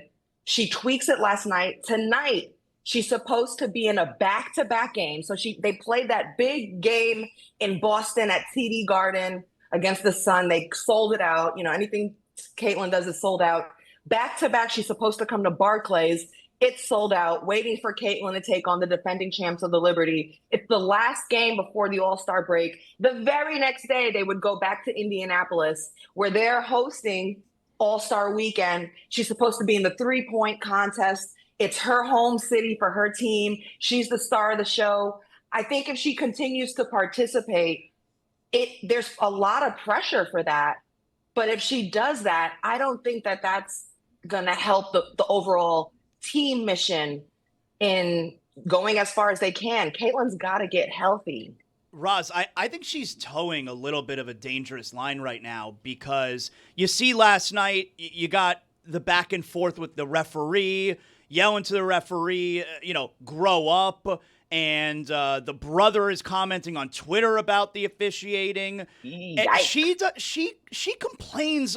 Now, granted, the WNBA officiating seems to be kind of lousy, but she does a lot of complaining. Temper tantrums, body language, these seem fair criticisms. People will tire of this. Yeah, Dan, you're right. Those are fair criticisms of Caitlin Clark in the sense that since college, over a body of work, she emotes. She complains. She wears all her emotions on her sleeve. Notoriously, we remember her banging the basketball on her head or her father in the stands telling her to stop it in college. It's also carried over in the WNBA. I mean, I also think she looks frustrated, like with herself, with the injury, with the refereeing, which has been a talking point in the WNBA all season long. And Coach White has also talked about the fact that, like a Stephen Curry has been, like similar kind of shooter players and attention-getting players, Caitlin's getting held all game, pulled. There's a lot of contact, and she's wearing thin on it. Her body's starting to fall apart. So I think on one hand, it's a fair criticism. You need to hold her accountable. I do think Caitlin, over the course of her career, if she's really gonna become, I don't know. I think she does have to work on her body language and improve how she handles her emotions and making sure that it never takes away from the momentum of the game and the team. But I also think that there's been a lot of great players where that fire fuels them and they walk that line, so that's going to be her constant riddle to figure out. But it's not positive, the body language on the court. And, there are times where she's flailing and kind of flopping and on the floor a lot. She's in the mix a lot. Caitlin's in the mix. And players are coming at her like, Caitlin be talking her mess. Caitlin's on the court talking, all sorts of stuff. But I do think, I like seeing a complex character as a star player. I personally enjoy that. She's not perfect, and I want to see how this whole thing plays out. Well, let me ask the group how it would think Caitlin Clark would feel about the officiating in that sport stinking. The amount of pressure that's on her, the amount of pressure that's on her from peers who want to bury her. And it's the height of competition. I don't even know how much fun it is to be her right now if you're hurt trying to do some of this stuff. But if the officiating is objectively, empirically bad, and you're Caitlin Clark, you're supposed to just eat that? Like, you're supposed to just keep eating it? Like, keep politely going over and saying, well, you missed that one. And you missed it when your body's breaking. When she's telling you your body's breaking down because they're awfully physical with you. I mean, I've got national media clucking about protect poor Caitlin. Protect her. She can't be bullied like this. Her body's going to break down if you beat her up and the officiating's bad. So who wouldn't be emotional in that spot? The emotion I saw from Caitlin at the end of last game yesterday was actually I saw frustration. I saw anger, but at the end, she was crying. She left the court tearing up. Like, at the very end of the game, mind you, Caitlin shot poorly the whole game. She was 1 for 7 from 3. She only had 14 points. But guess what? In winning time, in the fourth quarter, I think she had 9 of her 14 points in the fourth quarter. She finished the game with 7 rebounds, 8 assists, something like that. Like, the girl is still making it happen. But at the very end, she tweaked the right groin, and the emotion we saw from her was like she was tearing up. And what I thought I saw there was just it's a culmination of the whole season. Like, I'm hurt again. Just, it's a lot. And she's carrying a lot. And guys, I can't stress enough the conundrum that's coming up with All-Star Weekend here. Between me and you, my thoughts are there's no way we're going to see Caitlin tonight playing the New York Liberty in a back-to-back. That's my thoughts, which, by the way, we're on the broadcast. I'm sure everybody's going to have a heart attack. That is between you and me. It's just between you and me. Nobody. It's just between you and me. We won't tell anybody. We won't tell anybody. It's just between us. I mean, that hasn't been announced or anything, but my common sense, if I'm a GM looking at my franchise player and we're thinking about this actual season and it's a back-to-back, and then we got All-Star Weekend and she's supposed to be in the three-point contest, I almost wish that this 3-point contest wasn't in Indy and that there wasn't so much pressure on her to have to be in it, because remember out of the Olympic and All-Star break last season, she didn't play in the Olympics. She had all that time to rest and be out of the limelight. She came out and crushed everyone. She came out and was just like prolific in the second half of the season.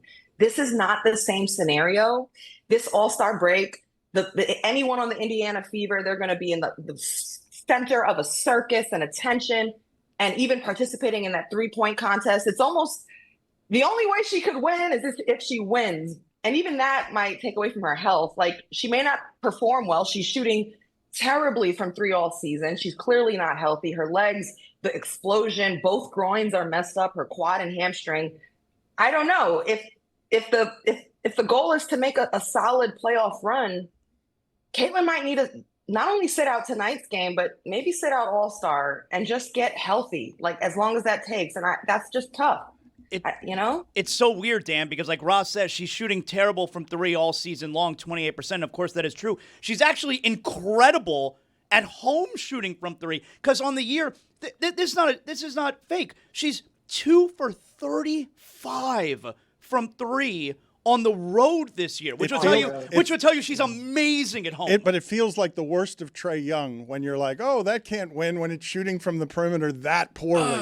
2 for 35.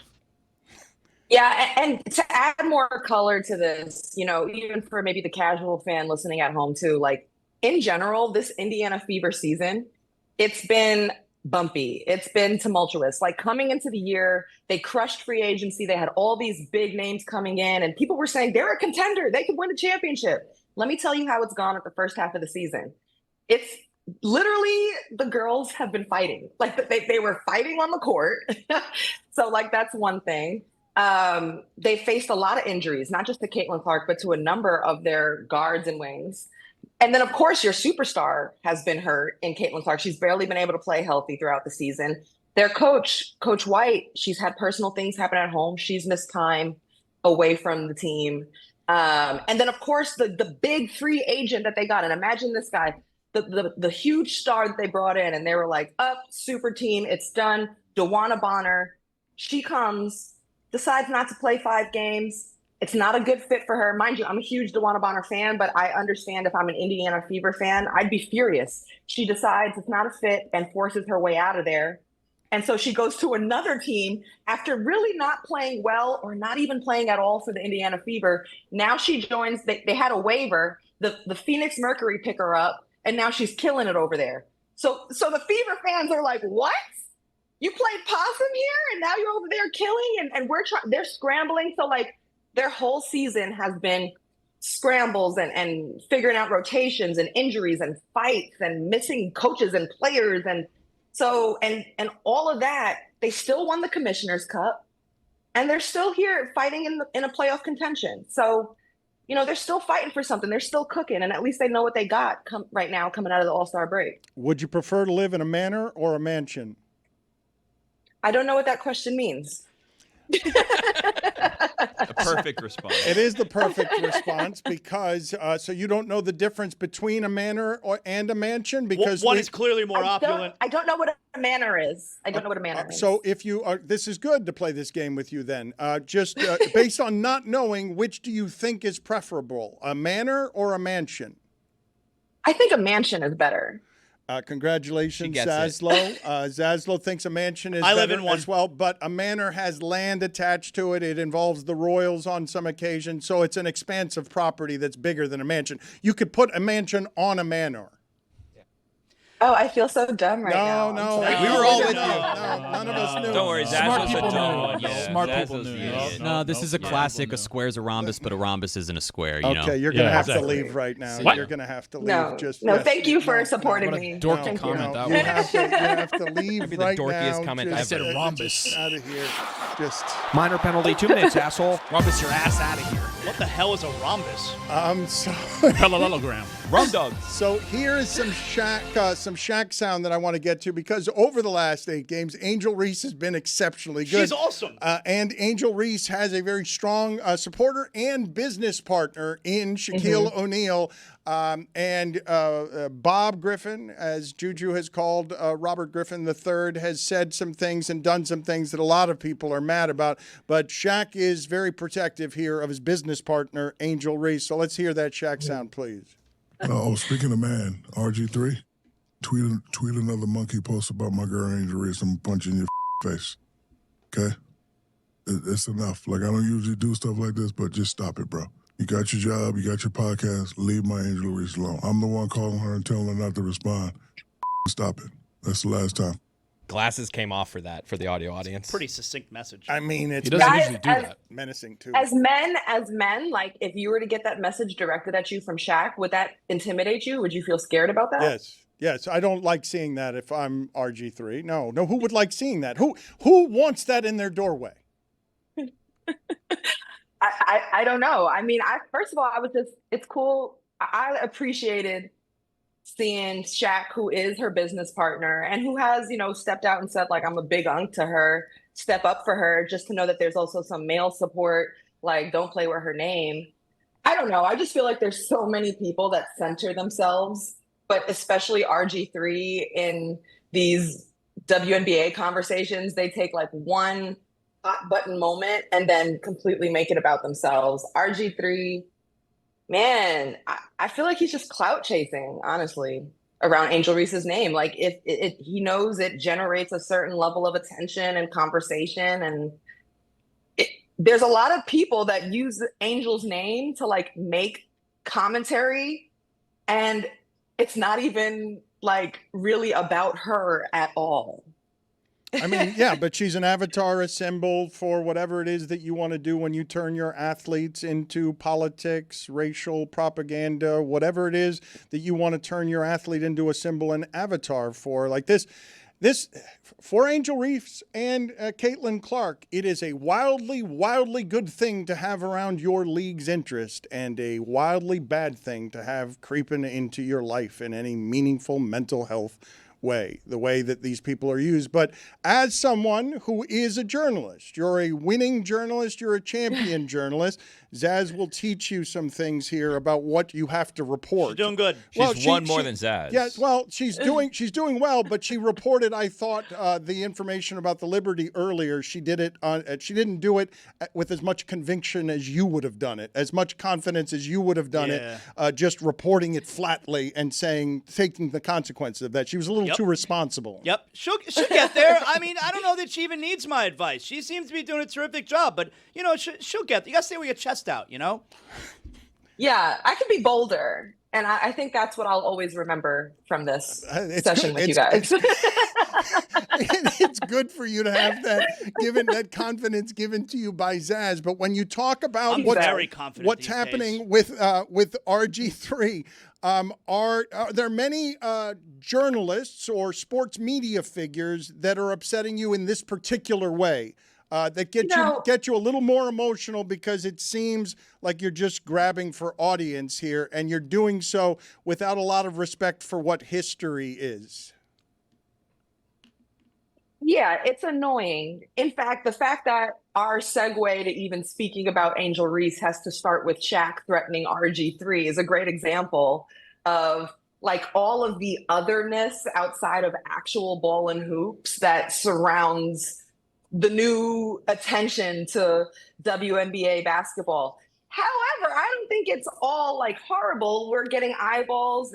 It's generating conversation, like, and transcending. So I think in some ways that's good, but I'd like to bring it back to the fact that like, Angel Reese right now is playing like a top 10 player in the WNBA. And when I was last on the show, our guy Ryan. Yeah, I know. Yeah, our guy Ryan. Who's not here, by the way. He's I know. I know. He probably heard I was going to be here today, but no, I'm playing. Yes, but he He literally was like, yo, he admitted, I've never watched Angel Reese, but I don't like her. I don't like her game.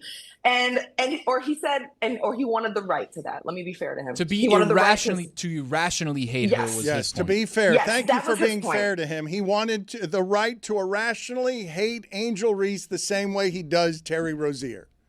And it's so funny. After we left the show, it was like 20 minutes later, I was like, oh.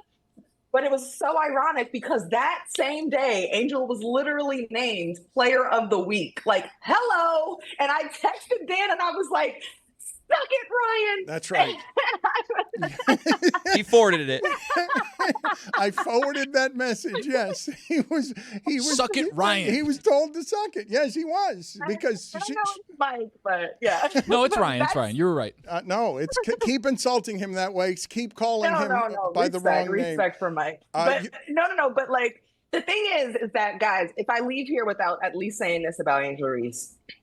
Here's what you need to know about the numbers aren't lying and her game's doing the talking. So for all of the people who have been clout chasers, RG3, haters, people like Ryan who have never watched, but we're just kind of like happy to hear that she started poorly and it confirms assumptions that they had made about her.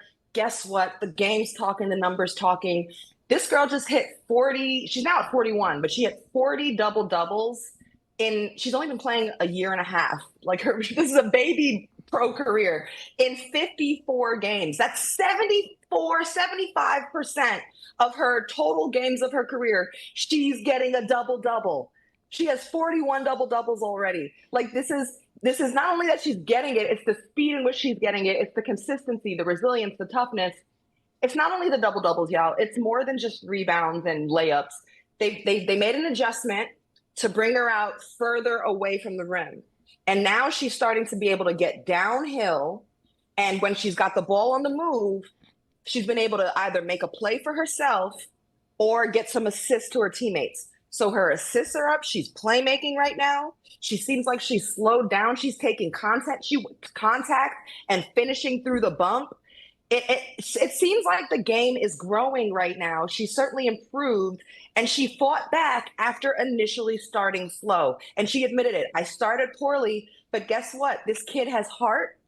She has worked hard, and now she's playing out of her mind. And we've got to be able to cover the positive part of her game in the same way y'all covered when she was sucking. Okay? I didn't like that, y'all. I didn't like the way that felt. I didn't like it had an undercurrent to it. It had some tension. I'm looking in the mirror. No, well, it was a y'all, and she was looking at me, and I didn't like the way that it sounded. Good follow is headed out to the WNBA All-Star Game. She tells it like it is. Nice seeing you, Ros. Good seeing you. Thank you for making the time.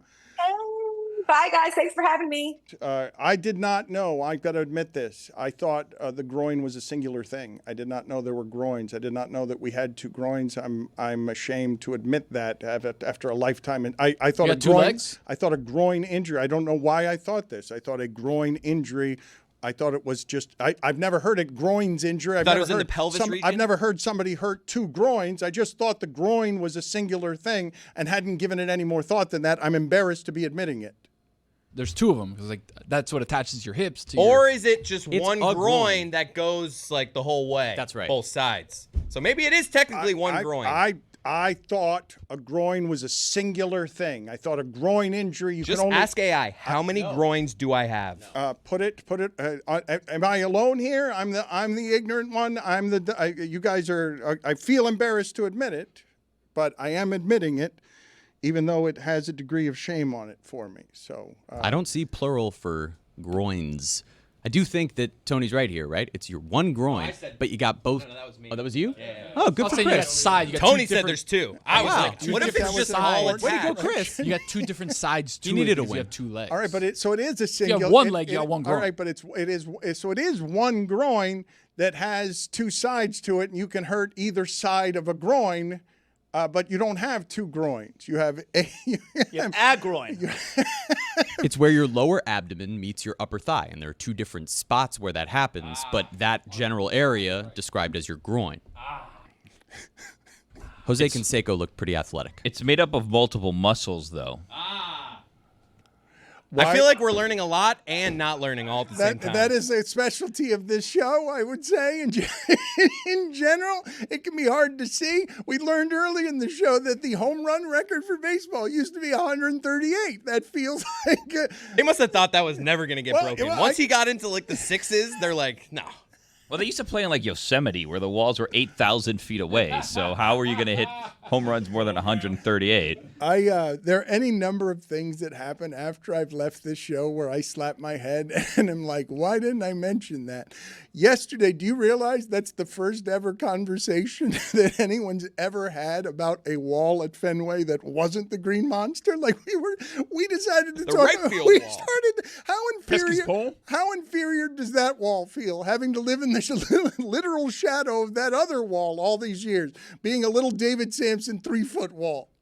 Roger Connor was that all-time home run leader. He played for 18 seasons from 1880 to 1897, averaging 11 home runs a season. Career high 17 home runs. So you bring this up about Roger Connor, and when he saw Babe Ruth, he immediately put down his bat and said, that will not be mine anymore. And Chris Cody came into the studio during the break and said something that I noticed yesterday, and you guys made fun of me for noticing it during the show because I put a breaking news sounder on it. I saw how Peter Schrager ended Get Up, okay? And the way he ended it was with the camera moving away from him, and he was just leaning on the side of his chair, really comfortable in Greeny's chair. Really comfortable. Like super comfortable. Just the camera's panning out, and he's just leaning on the chair like, this is the throne. I belong here.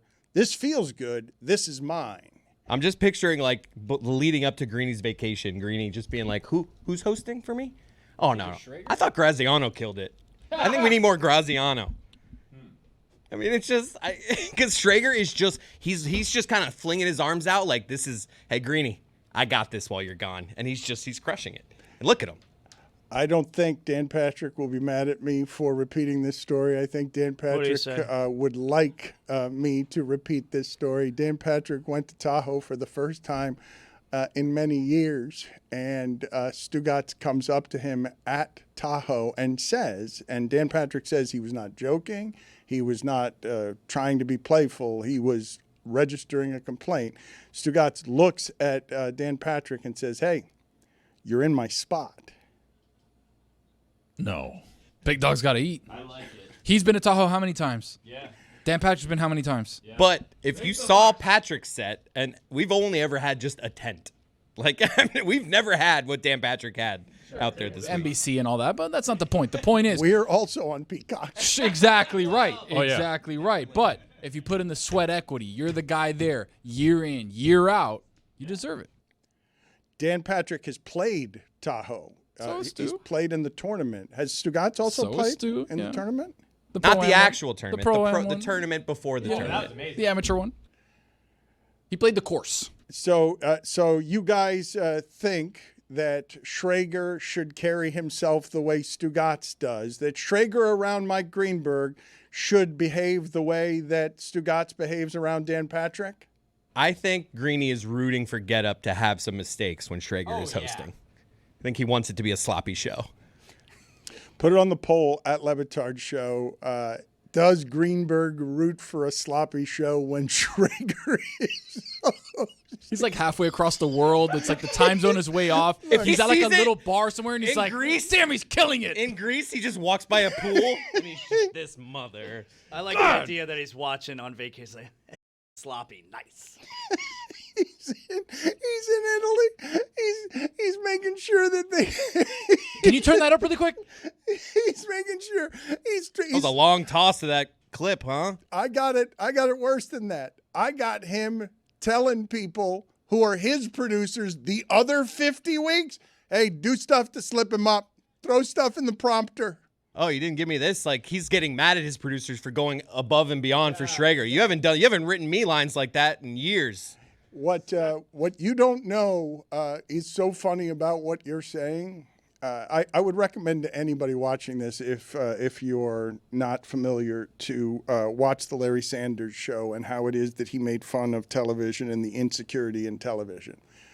But If I tell anyone in this audience, like the vanity business of television, just how much insecurity it has, and then I put next to that just how much insecurity sports media has, you're going to be getting a call from Graziano for what you did. Graziano was second. Just going for any panelist. He was there today. I love Graz. You picked him for a reason. I love Graz. I just picked the guy first. He's guy not I going to saw. hear it. He's on the Peloton. If I combine those Pick two the things, I would say to you that no matter how confident you may think Greenberg is, you're always a Schrager sitting in your chair a day away and getting a little too comfortable to making a call to those people who screwed up the 5 o'clock hour and had the ratings dump on Around the Horn. Hey, get Schrager out of my chair. Get Schrager. I don't like how how friendly he's getting with Domonique over there. Get Graziano. Did you get that with the bang? I don't like this guy. Who's this guy on PTI? Bang! No, they never had to worry about that with me. I wasn't going to be replacing anybody. They hated me from the start. Kornheiser's like more of him. No, Yes, more this is of good. him. That's right. He left a big sweat puddle in my chair, like Pete Encavilla in left field at the AstroTurf of Veterans Stadium a million years ago. What a pull. That was amazing. Well, because he left testosterone stains in the carpet because he was on steroids, allegedly. That's what I left in the chair at Pardon the Interruption. It was just an assortment of sweat stains. From Test? Why would they fear?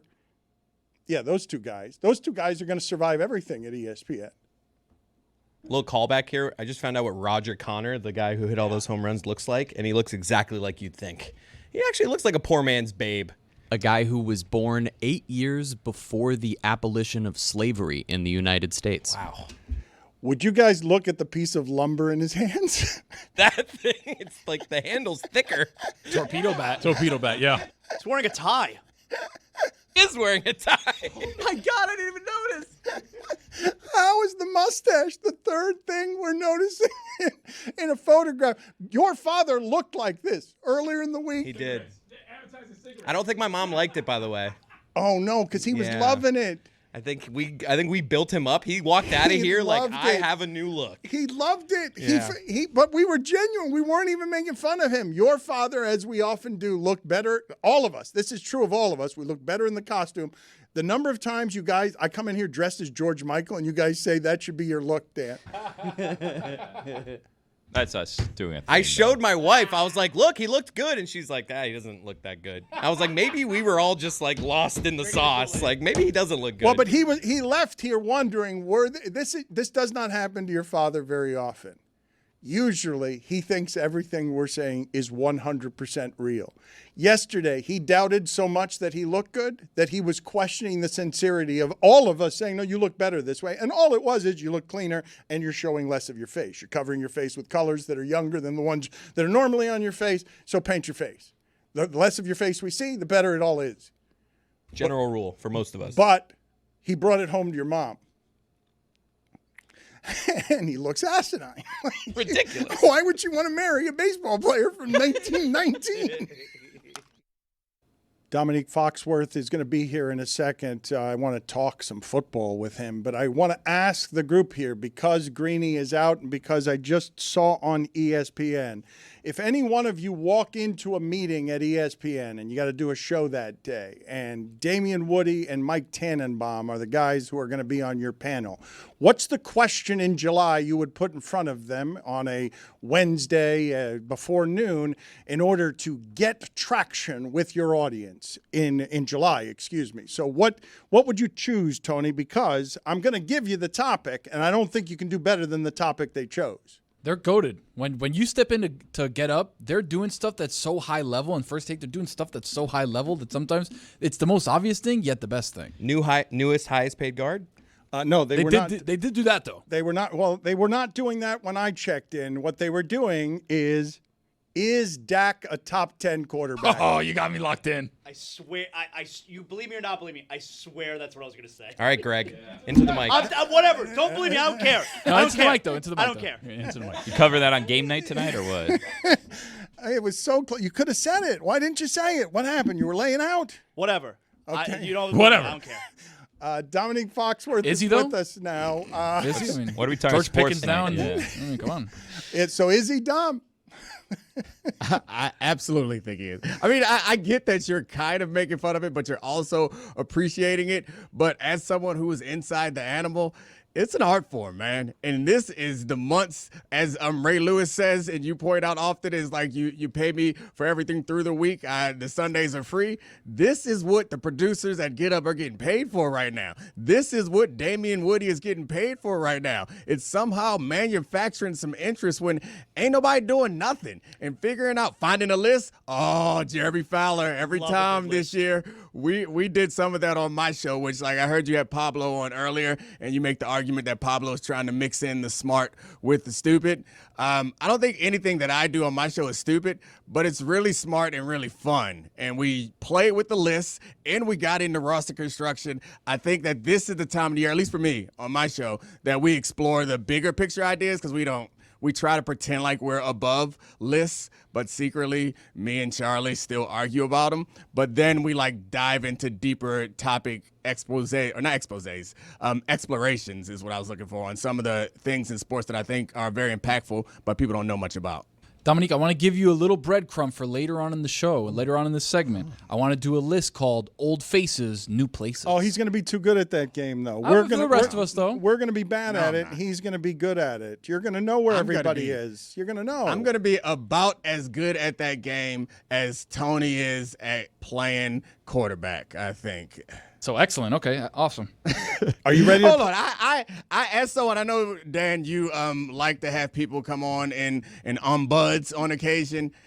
I rarely ombuds, but I think last week at some point. Oh, here we go. My buddy Andrew Hawkins. Oh yeah, get ready, Tony, because I'm coming right at you. I didn't do anything. My buddy Andrew Hawkins gaslit Tony into saying that if he put his mind to it, he would have been a good college tight end. The disrespect, the absurdity of that Tony wasn't here talking about, oh, I just didn't apply myself. I was playing basketball, but if I would have tried, I could have been a college tight end.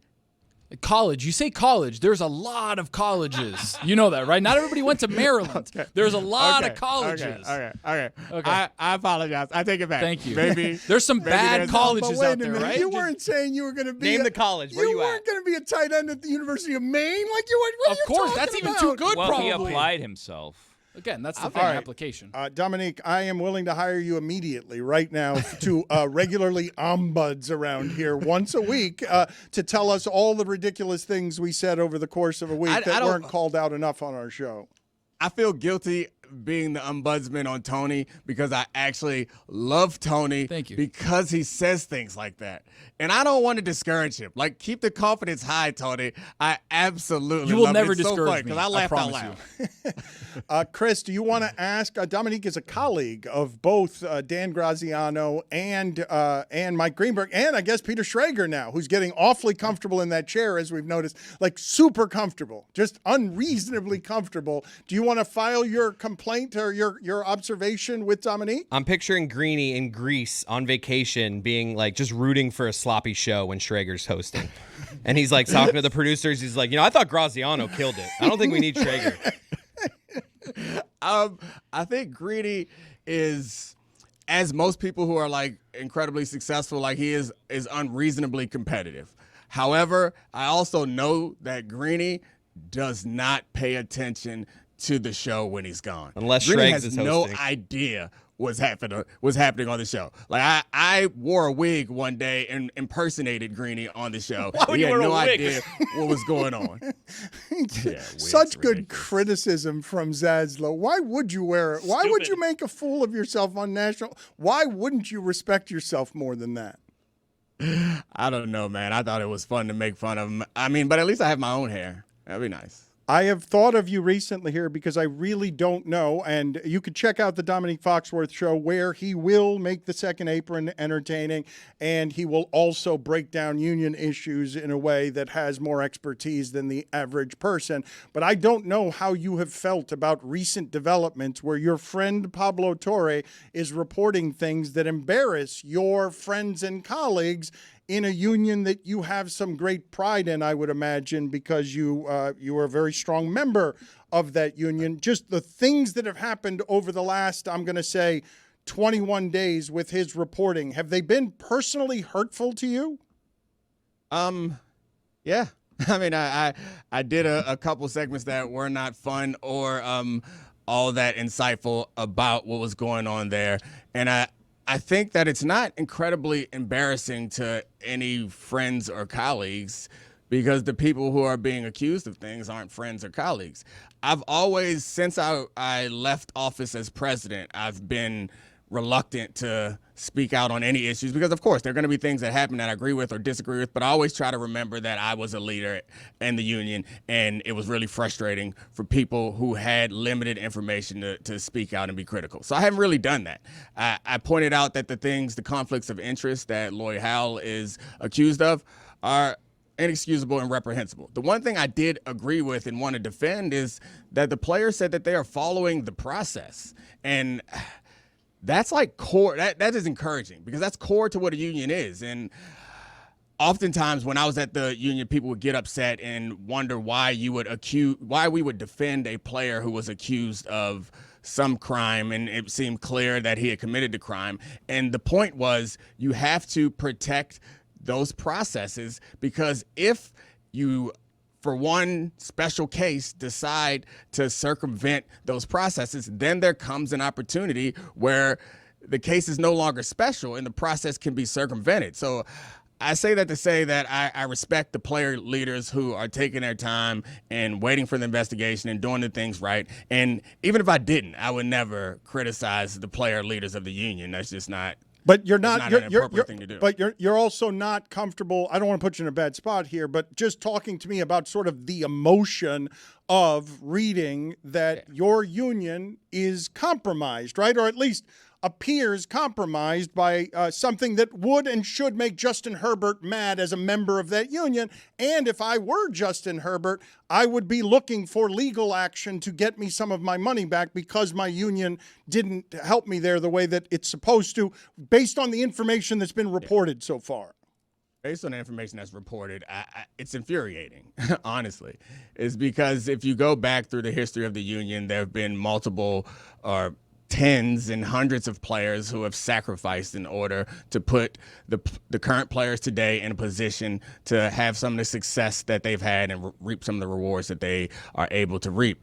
And it's infuriating for someone who clearly doesn't seem to understand that or appreciate that to use this position as a position to better their own standing and make deals and compromises that undercut the players. I think the conflict of interest with Carlisle is particularly disappointing. Carlisle Group is trying to become an investor in an NFL team, and Lloyd Howell is an advisor to Carlisle. Like, there's certain things that you just aren't allowed to do in certain roles, and I think that that's one that's pretty obvious. And the power and strength of the union is not something, to me at least, that should be held by one person at the top and certainly not used by that person to better themselves. Like, the power and the strength of the union should come from the players. And I hate always not always, but often when I hear players talk about the union, they say the union and they say they never really say we. And that's not the players' fault. I think it's a function of the union gradually separating the power from the players. And that's disappointing and infuriating, honestly. Do I have it wrong when I dismiss the NFL Players Union with some form of it's only so strong because those guys aren't actually united in being willing to miss the next paycheck? I'm not sure I completely understood. Like, I think that's not the NFL Players Association alone. Like, that's every union. That is what union strength is. And I think the executive director of the union is important, but it doesn't matter. You could negotiate the best CBA in history. A child could negotiate the best CBA in history if the players are tight and strong and willing to sacrifice. Like, that's what it comes down to. That's why it's so upsetting when a guy who doesn't seem to understand that is not doing the things that I think need to be done. And it's just sad, man. It's just sad. But Domonique, you say that's every union. It's not every union. Not every union is filled with millionaires. It's not every union. Like this. I know. I don't think the makeup of the union matters. Union power comes from solidarity and unity, frankly, from the name and willingness to sacrifice. Like, it doesn't matter how much money you make. It doesn't matter where you're from, where you live, what country you're in, or any of that stuff, what job you do. None of that matters. I think that they're oftentimes it's easy when you are trying to sell yourself to talk about how, as a leader, how you can do this and do that, and you have these ideas and strategies, and you can make everything better because you have certain experiences and you've gone to fancy schools and you've been to other places. That shit don't matter. None of it matters. Like, what matters underneath it all is that the players take ownership of the union, and the players believe in the union, and the players control the union, and the players are willing to sacrifice for the greater good. And they understand the history of the union. They understand that other people sacrificed in order to get them here, and that it is their responsibility to sacrifice to continue to protect the gains that were made for them. And I think the NFLPA is often pointed to, but this is true of all the pro sports unions. And you could make the argument that it's true of all American unions, that they are in retreat. And the most recent CBAs in all of the leagues have taken a step back for a lot of the players. And in part, you could argue it's because of the money in the game. But I think understanding your core beliefs and what matters to you is what it comes down to. And those things can be changed. Like, that dynamic can be shifted. But it starts with the culture of the union and culture of any organization. And having this apparent separation of culture, it's not new. Like, I can't blame Lloyd Howe for that. That's something that's probably been going on in the union for a long time, gradually feeling less like it was the players' union and more like the people in the office a couple of streets from where I am right now are making the decisions for the players. Put it on the poll, please, at Le Batard Show. Could a child negotiate the best CBA, as Domonique claims? Jeremy has a top 5 list of top 5 places that Tony could have indeed made it as a tight end. Are you ready for that, Domonique? Yes, please. I've got 3 OLIs. Oh, wow. Good start already. So, wow. So 8, we're alleging that there are 8 places that Tony could make Domonique look dumb as the ombudsman, because there are places that he could have been a tight end in college if he had just applied himself. In Pittsburgh, Pennsylvania, Carnegie Mellon University.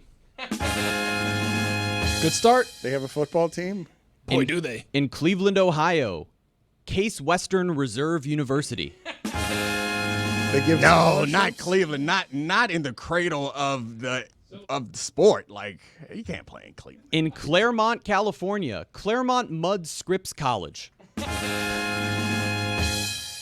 Number 5, in Storm Lake, Iowa, Buena Vista University.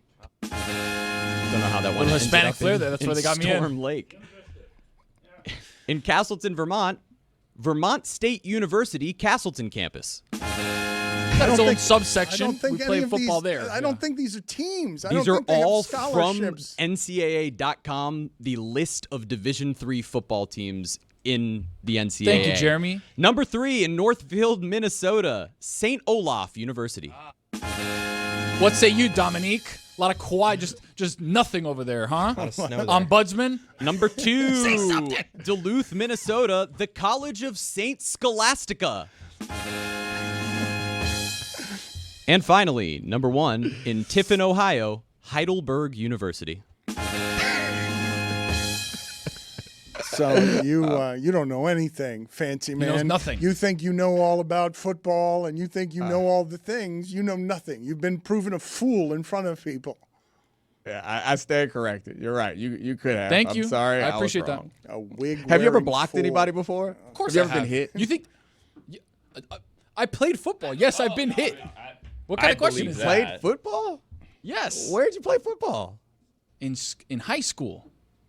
Oh, I thought that you never played football. I thought you you're just very decided to play confused. quarterback. No, of course, you're very You confused. wait a minute. So you thought that he went out to an FIU football tryout, Never throwing a ball before? through imaginary football. You Never didn't throw threw him one, then that's either. it. Well, Yeah. throwing motion. To be I don't clear. like how you're acting like I'm the crazy person. You know Tony. Does that sound like something that Tony would do? For the record, for those who do not The man know, who said he could beat John Amici in basketball. You're saying Still that claim that. I'm the crazy one. Still for claim that. thinking that he might say that he could play football without Scroll having under played that football. stats tab video team. it's not that part, Domonique, that I'm objecting to. I'm objecting to the idea that Tony would have such bad judgment in life in general that he would head out to an FIU practice, never having thrown a football before, and run through a series of drills where he's throwing an imaginary football in order to try out as a walk-on to FIU. Yes, I don't believe his judgment would be that bad without throwing a football ever. This is the same person who I believe was scheduled to spar with an MMA fighter in Vegas. Like, this is Best Buy. Let's just put it out there. That fighter I'm was the one scared that of you're Tony, saying, though, in fairness. I'm the one that you're saying is unreasonable. I got a long list of Tony doing irrationally confident things, and I'm the one who believes who is saying that it's crazy. But what you have a long history of is not him doing irrationally confident things. Is him saying he's going to do them and then not actually doing them. Like, that's not. Yes. Is it my fault that the lenses got forgotten? Is it my fault that FIU said, no, we're not going to give you a football? Is that my fault? Or am I there standing in the breach waiting for something to happen and then it doesn't happen, Dan Le Batard? You tell me.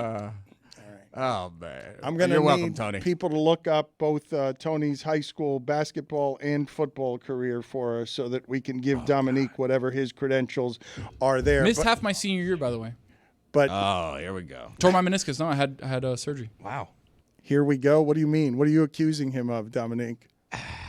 Accusing of having an injury that usually 6 months is the rehab time, and I did it in 6 weeks. Wow. So I got back quickly. Cover your face. Faster healer than you, Domonique. I'm just saying. He can out-heal you. Do you want to have a heal off? Can you heal as well as he heals? Is it a toughness Wait, question? so Like, to what do you be- want to do, Domonique? To be clear, Dan, you believe that Tony is this very impressive specimen who's just lacked opportunity.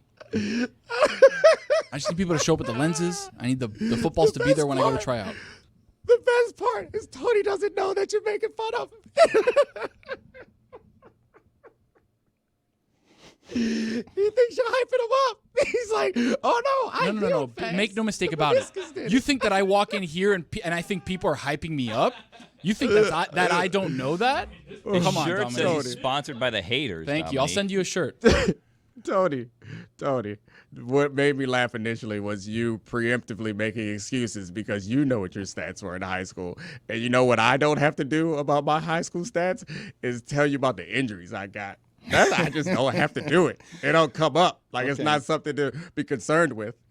LeBatardAF.com is where it is that you get the T-shirts if you want a shirt of Tony. Or Zaslow, I want you to look right now at your text. I have just sent you the photo for your approval, the newest in the Zaslow collection of LeBatardAF.com merchandise. Look at that. Congratulations. A T-shirt with your face on it. I can't. I'm only listening. You can read and tell the people, because I only sent it to you. You can tell them what that shirt looks like. It's a picture of Zaslow looking as he does right now. That's wonderful. That's a picture of me, all right, looking very confident. And, everybody knows. I want opulence. So it reads, I want opulence on the T-shirt. Domonique, would you prefer to live in a manor or a mansion? I don't know if you've been listening to the show. I wouldn't blame you if you weren't listening to the show. But if I say you can live in either a manor or a mansion, which do you choose?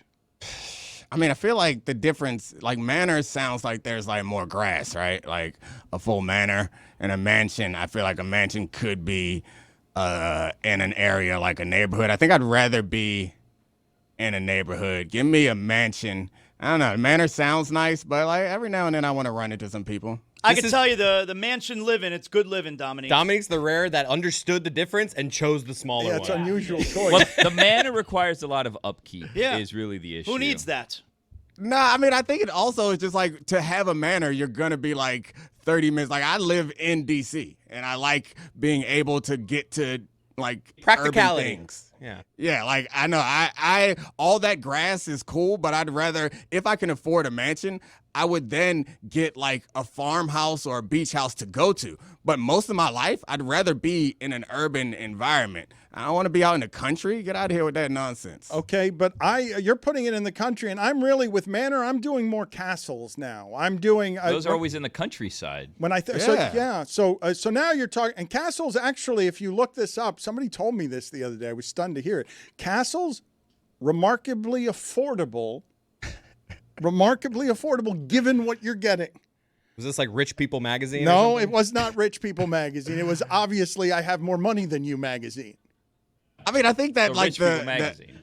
The adage of like location is what is guiding my decision. Like I don't want to live in a castle. I don't care how big it is, how nice it is. If I'm an hour away from anything cool, no thanks. Like I'd rather be close to things. If I had my choice, like I would live in a penthouse in Manhattan. Like that would be where I would live if it wasn't for the fact that my wife and her whole family lives in D.C. Are you in the market for a castle? Like you were talking to a castle realtor? No, there's a website here. Guys, no. I'm not talking about buying a castle. I know you like to mock me on these things, and I'm easy to mock on these things, but I am telling you that if you go with a group of people and you want a castle experience and it's 20 people paying for a castle that can take 100 people, you'll be surprised that you'll find it more affordable than your average Airbnb. You want to go get a penthouse.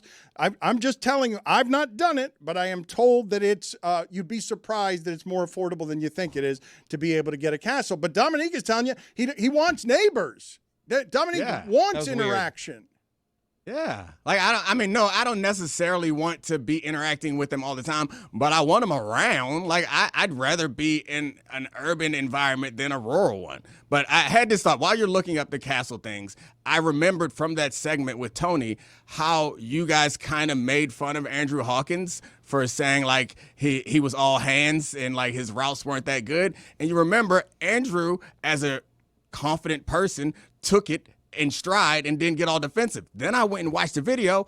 He was killing it. Like that to me suggests someone who actually is a great athlete and probably could have played college basketball somewhere if he wanted to, or track or football in maybe 2 professional leagues. Yeah, maybe. There you go. You sound more confident now. There you go. We're learning how to sound confident, not insecure. I like it. Oh, making the stretch that a professional athlete can probably be a good athlete somewhere else. Huge, yeah. No, I'm saying that you can feel what real confidence sounds like. That's all I'm saying. Okay. And Andrew Hawkins had real confidence. I watched those videos he put up, and I was like, damn, he got a couple routes left in his body. I don't have no snaps left in me, but he got a couple routes left in there. Dan, you can buy the Parsons Castle on the water in Clifton, Texas for only $4.9 million.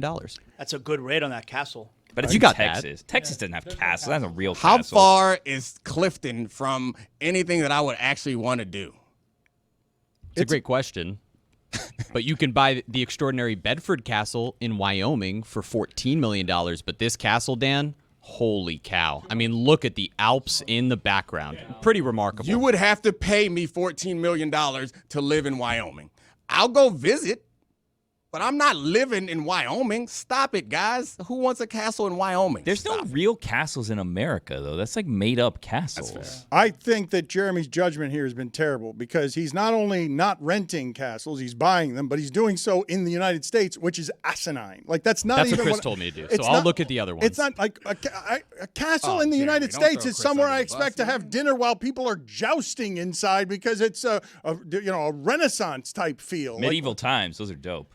Hold on. Wait. I'm disappointed in Jeremy because when I was last down there, Jeremy was one of the few people that I appreciated because he took responsibility. He was accountable. Even when things weren't his fault, Jeremy was like, that's on me. One of my show adages is accountability plays. And when I was down there, we tried to instill that ethos into the culture of the Le Batard Show, and Jeremy was one of the first people to accept that, and then he just took Chris and threw him under the bus. You're totally right. Hey, that one I've been is gone on too me. long, man. You're right. Why would you take This is blame on for me. something that's not your fault? That's a sucker move. Nah, that's on me, right? I didn't have to follow the advice. I could have gone and looked for the castles in northern Italy like I initially wanted to, and I didn't. I listened to faulty advice, and then when I did so, I think it was I straying threw that away person now. under the Yeah. bus. So close. I think it was good advice. Sorry, I listened to Chris's insightful advice, and I made a close. decision on my own to follow that Can we try advice. to get no, This is on Jeremy, me. Jeremy. Let's try it again. Fewer words. We got to work on this word economy. Yeah. Fewer words. We don't need you to sneak in your backdoor explanation. You are doing the "I'm sorry that you were hurt." You're not actually giving an actual apology. Try not to take we a can try shot it at again. me. Okay. Start over. First of all, Chris, I'm sorry for throwing you under the bus. Not Guys, not buying it. that one's on me. I made the wrong decision. I should have been looking at castles in Italy. My bad. Have Well trouble with done, that word, Jeremy. huh? I don't know what's happening. It's really hot in here. It's so hot. Holy cow. Italy? It's not working, Domonique. Whatever it is you tried to instill on people here, they must have been allergic to accountability around here. Nah, man. I haven't been there in a long time, and then everybody just slips back into the nonsense. It's just, I don't know. Maybe it's about the culture. It's about the leadership of the organization. I don't know. What are the 20 people you're going to a castle with? Are we part of that?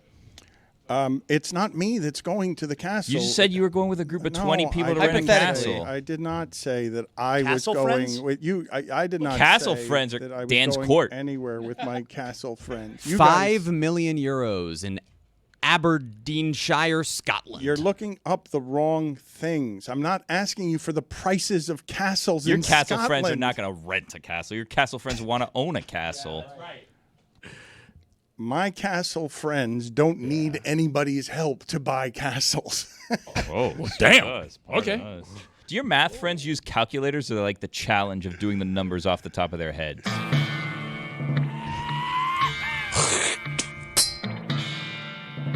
Are calculators still a thing? Like, can you buy? Yes. Can My you buy phone a has one. physical? Can you buy? No. Can you? I know your phone has one. That's your phone.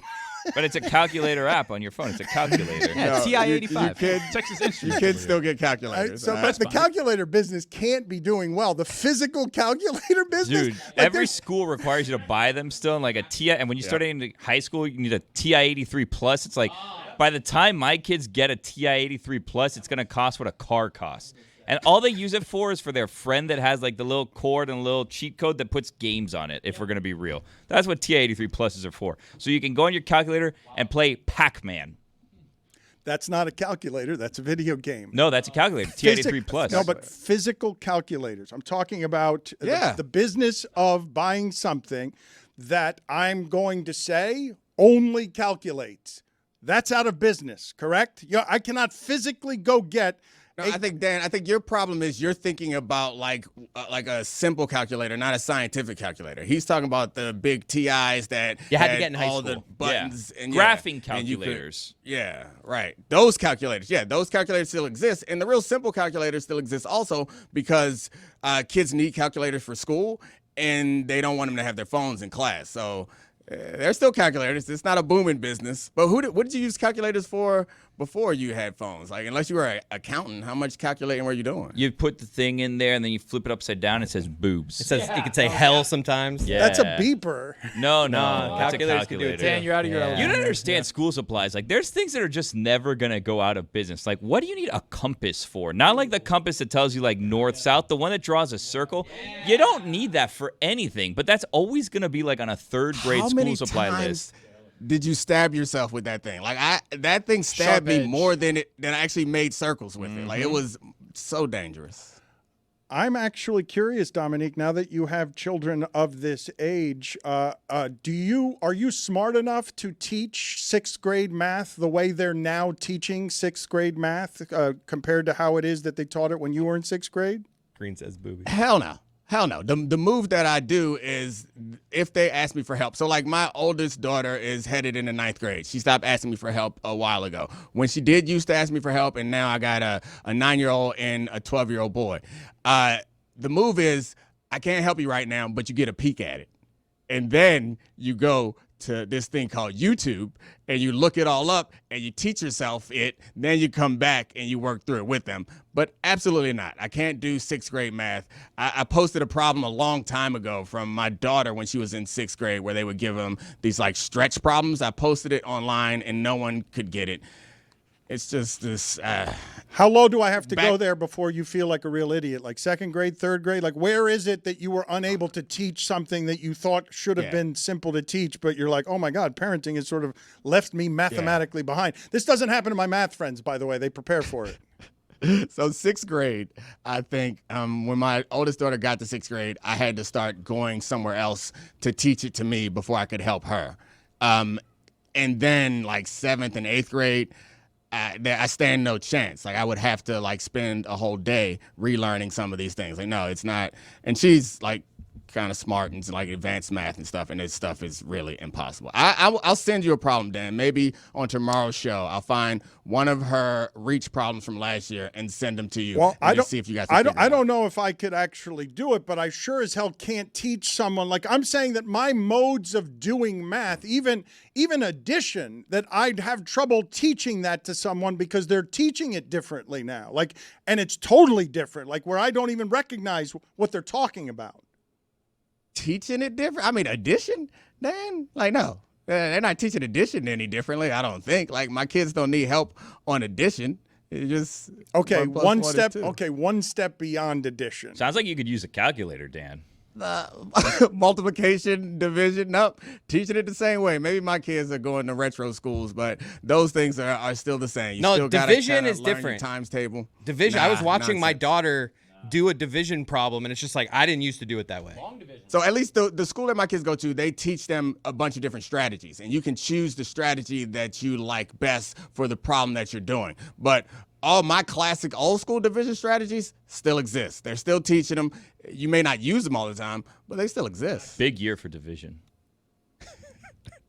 Borthwick Castle in Scotland, Dan, sleeps 28 guests in 13 rooms. It's just 10,000 euros per night. That includes breakfast, although dinner will be quoted separately. And just off the top of my head, if you split that price amongst your 28 guests, 357 euros or so You did per that night. You did that on a calculator, not in your head. 8 extra members of Dan's court for that one. Can I take a quick detour over to like a topic that we discussed on my show? Dan, I assume that you, like most sports fans, believe that the way to win a Super Bowl is through the rookie quarterback contract.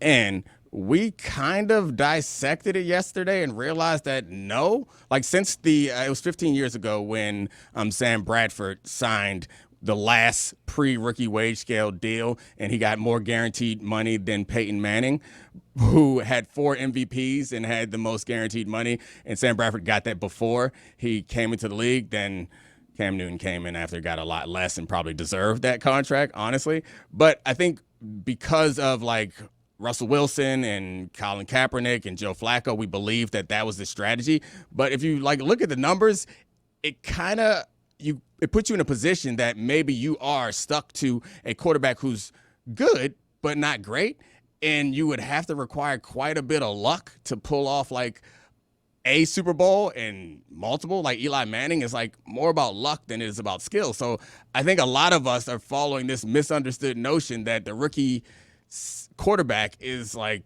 the shortcut to winning a championship, when no, you know what it is? It's the same thing it's always been. Have a great quarterback. You got a great quarterback, you're going to win Super Bowls. You don't mind paying for him, but I guess that's just because we've got such an obsession with like GMing and architecture stuff that people love to be able to say, well, that's a place that you can actually get value. If you get value there, you'll have more money to spend elsewhere.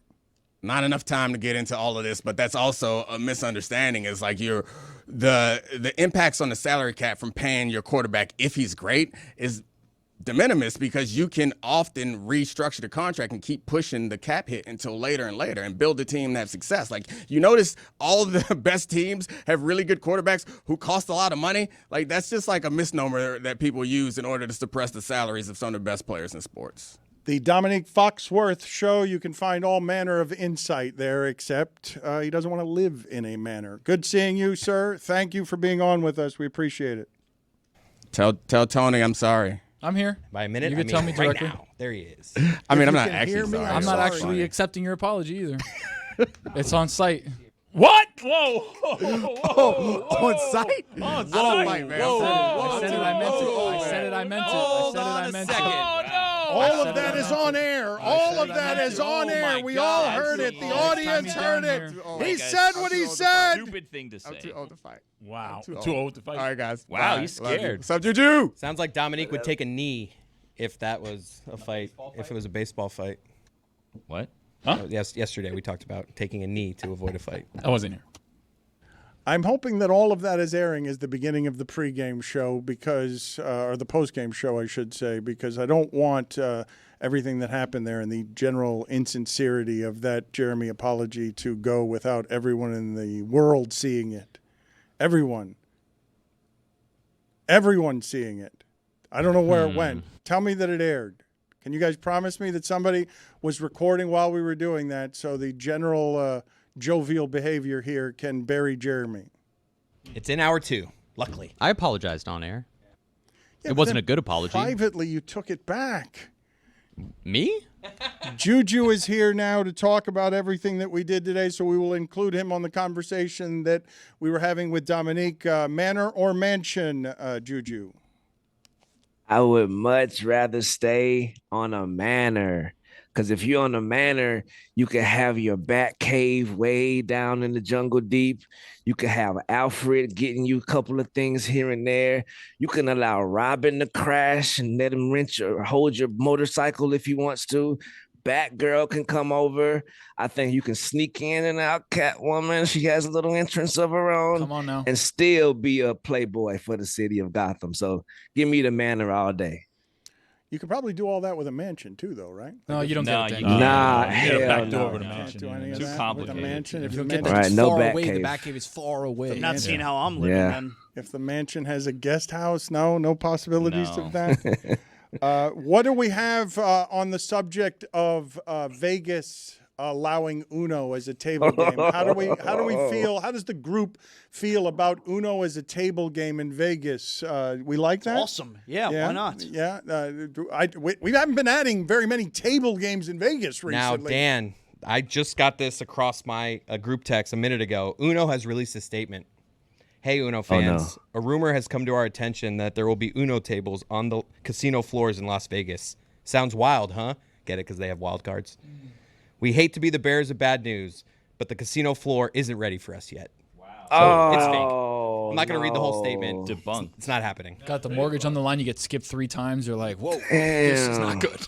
That's I really have booked the disappointing. trip and everything. This isn't a reverse card, they also wrote. See, they're having fun with it. Yeah. Yeah, but not as much fun as it would be to have Uno in Vegas. Why can't we have Uno in Right. Vegas? It does seem to be, it would be complicated. How would it work? Like skipping? Like, do I just not lose now? I feel like fights would break out. It would at end the in table. murder. Everyone has their own Uno rules also. Right. And then Uno right. thinks that they can come in and make the rules for you how to play their game. It's like, shut up, Uno. I play how I want. You keep skipping someone or you keep reversing. It's gonna. Right. It's ugly quick. Yeah. Can you stack the same color draw twos, or do you have to just put one draw two down? Now they stack did my say colors. While we get this sorted out, the Uno Social Club is rolling out to bars in Los Angeles, New York City, Chicago, Atlanta, and Austin. So I'm back in. be on the lookout. All right. Be on the lookout from Uno spokesman Chris Cody on top of all of your Uno news instantaneously in a way that really caught me off guard. I'm not used to you snapping to attention like And that. it was signed, Stay Wild, the Uno team. Okay. They're continually doing this. Those people really enjoyed doing Now that is the journalism. press release. Okay. Chris Cody finds out. Let's have competing episodes. See if we can climb to the place where Pablo finds himself on the charts these days. Where's the line between journalist and snitch? Wow. Because There we are. I feel like we're kind of hovering over that line, right? Are we? I mean, Pablo's going out there. He's saying Carmelo's name. He's throwing names out there. Like, we're close to snitch territory, I feel like. You know what happens to snitches, right? Stitched up. They get hurt. Yes, sir. We're worried about him, Dan. Any thoughts, Juju, on a beef of our creation between Mike Greenberg and Schrager? That too comfortable in his seat, Peter Schrager. I think that's a part of the snitching Billy talk about. But he gonna hear about it now. I don't know what you got a beef with Schrager. You was like, he's looking awfully comfortable in that chair. You're supposed to be comfortable where you are. I salute the Schrager. You feel me? Put your feet up on the desk. They're gonna have you in there, dude. I remember. We're Go praising ahead, Schrags. We're praising Schrags. Yeah. This is more just we're seeing the fear on the other side. Yeah, but I do agree though. I'm pretty sure Greeny is like, all right, enough. Somebody drop a light or something. Anvil. Can you guys get for me, please, the photo of Brock Lesnar's daughter who is getting married or has gotten married here? What is her name? I'm sorry, forgive me. Maya Lesnar. She's dating. Okay, she is dating, Nice. but it got us on the subject of whether or not you'd like to start that dating process and then be introduced to her father, whether that is something that anybody wants in their life. Athlete's daughter, you'd be the most afraid to date because Brock Lesnar would be up there for me. Really high on the list, right? Yeah. I mean, Shaq, look, man, when you guys tell me if you think I have it wrong, but when Shaq is saying that to RG3, if I am RG3 and that is Shaq, still 50 years old or not, when he says, I'm telling you this one time, I will not be entering those waters again. Even if the threat is just an idle one, just the sheer size of Shaquille O'Neal, I don't know why anybody in the world wouldn't be afraid of that, except for Robin Lopez, perhaps, because then Shaq would just run away from him just because it's Robin Lopez and you can't account for crazy. Right. Also, when he took his shades off, that's what you got to be afraid of. It was the move. Yep. Right. Yep, You take your shades off, he's serious. I'm going to look right in this camera here. That's a go-to old man move. When you take off the glasses, that means you're very serious. Juju, did you have any thoughts on Zaz asking the question, does Caitlin Clark stink? It's a fair question. Look, 2 for 35 on the road games, 2 for 36. That's a glaring thing that's happening right now. Glaring stink. That's a glaring stink. Right. It's a glaring stink. And also, too, her dealing with the referees. You posed a question earlier. It's like, who wouldn't be upset with that? Excuse me. $3. Who wouldn't be upset with the Birthday officiating? week. Right. The entire WNBA is upset with the officiating. So we all can't just throw tantrums and call the referee ridiculous. Draymond Green would have got his ass sent out of the Oracle Arena if he would have said that to the referee or even acted like that. But I think that what she's going through right now is just that sophomore slump. You drop an album sometime, that thing off the shelves. Then you got to come back and drop another one, especially with the injury she got going on. And it's not as smelly, as goody as the last season, but reminder though, just a public service reminder, you are allowed to like Caitlin Clark and Angel Reese. You don't have to make a choice like Bob is trying to make you do. You can like both of these sisters and appreciate their game. Salute to Bob. I just want to be clear. She's not as smelly goody as she was last year. I'm not sure what not was a smelly goody. Okay. No, I'm glad we clarified it. So on the Brock Lesnar front, Brock Lesnar, 6'3", 265 pounds. Now his daughter's boyfriend, 6'4", 300 pounds. So he's prepared. Drew Moss is walking into the Lesnar household saying, "What's up, little guy?" No, grown man dad strength is different. You could be as big as you want. You're going to get grabbed by the seat of your pants back here and the back of your shirt, and you're going to get thrown out. So wait, you have this offensive lineman strolling into the Lesnar household and saying, "What's up, little fella?" Yeah, what's up, little guy? He kicks his feet up on the couch. And then there's a conversation. Brock Lesnar looks over to Sable and says, "What do we do here?" She's like, you should take your shoes off. He's like, I'm not taking my shoes off. Gets as comfortable in the house as Schrager has been in Greenberg's chair. Let's update some polls here at Le Batard Show, Juju. For sure.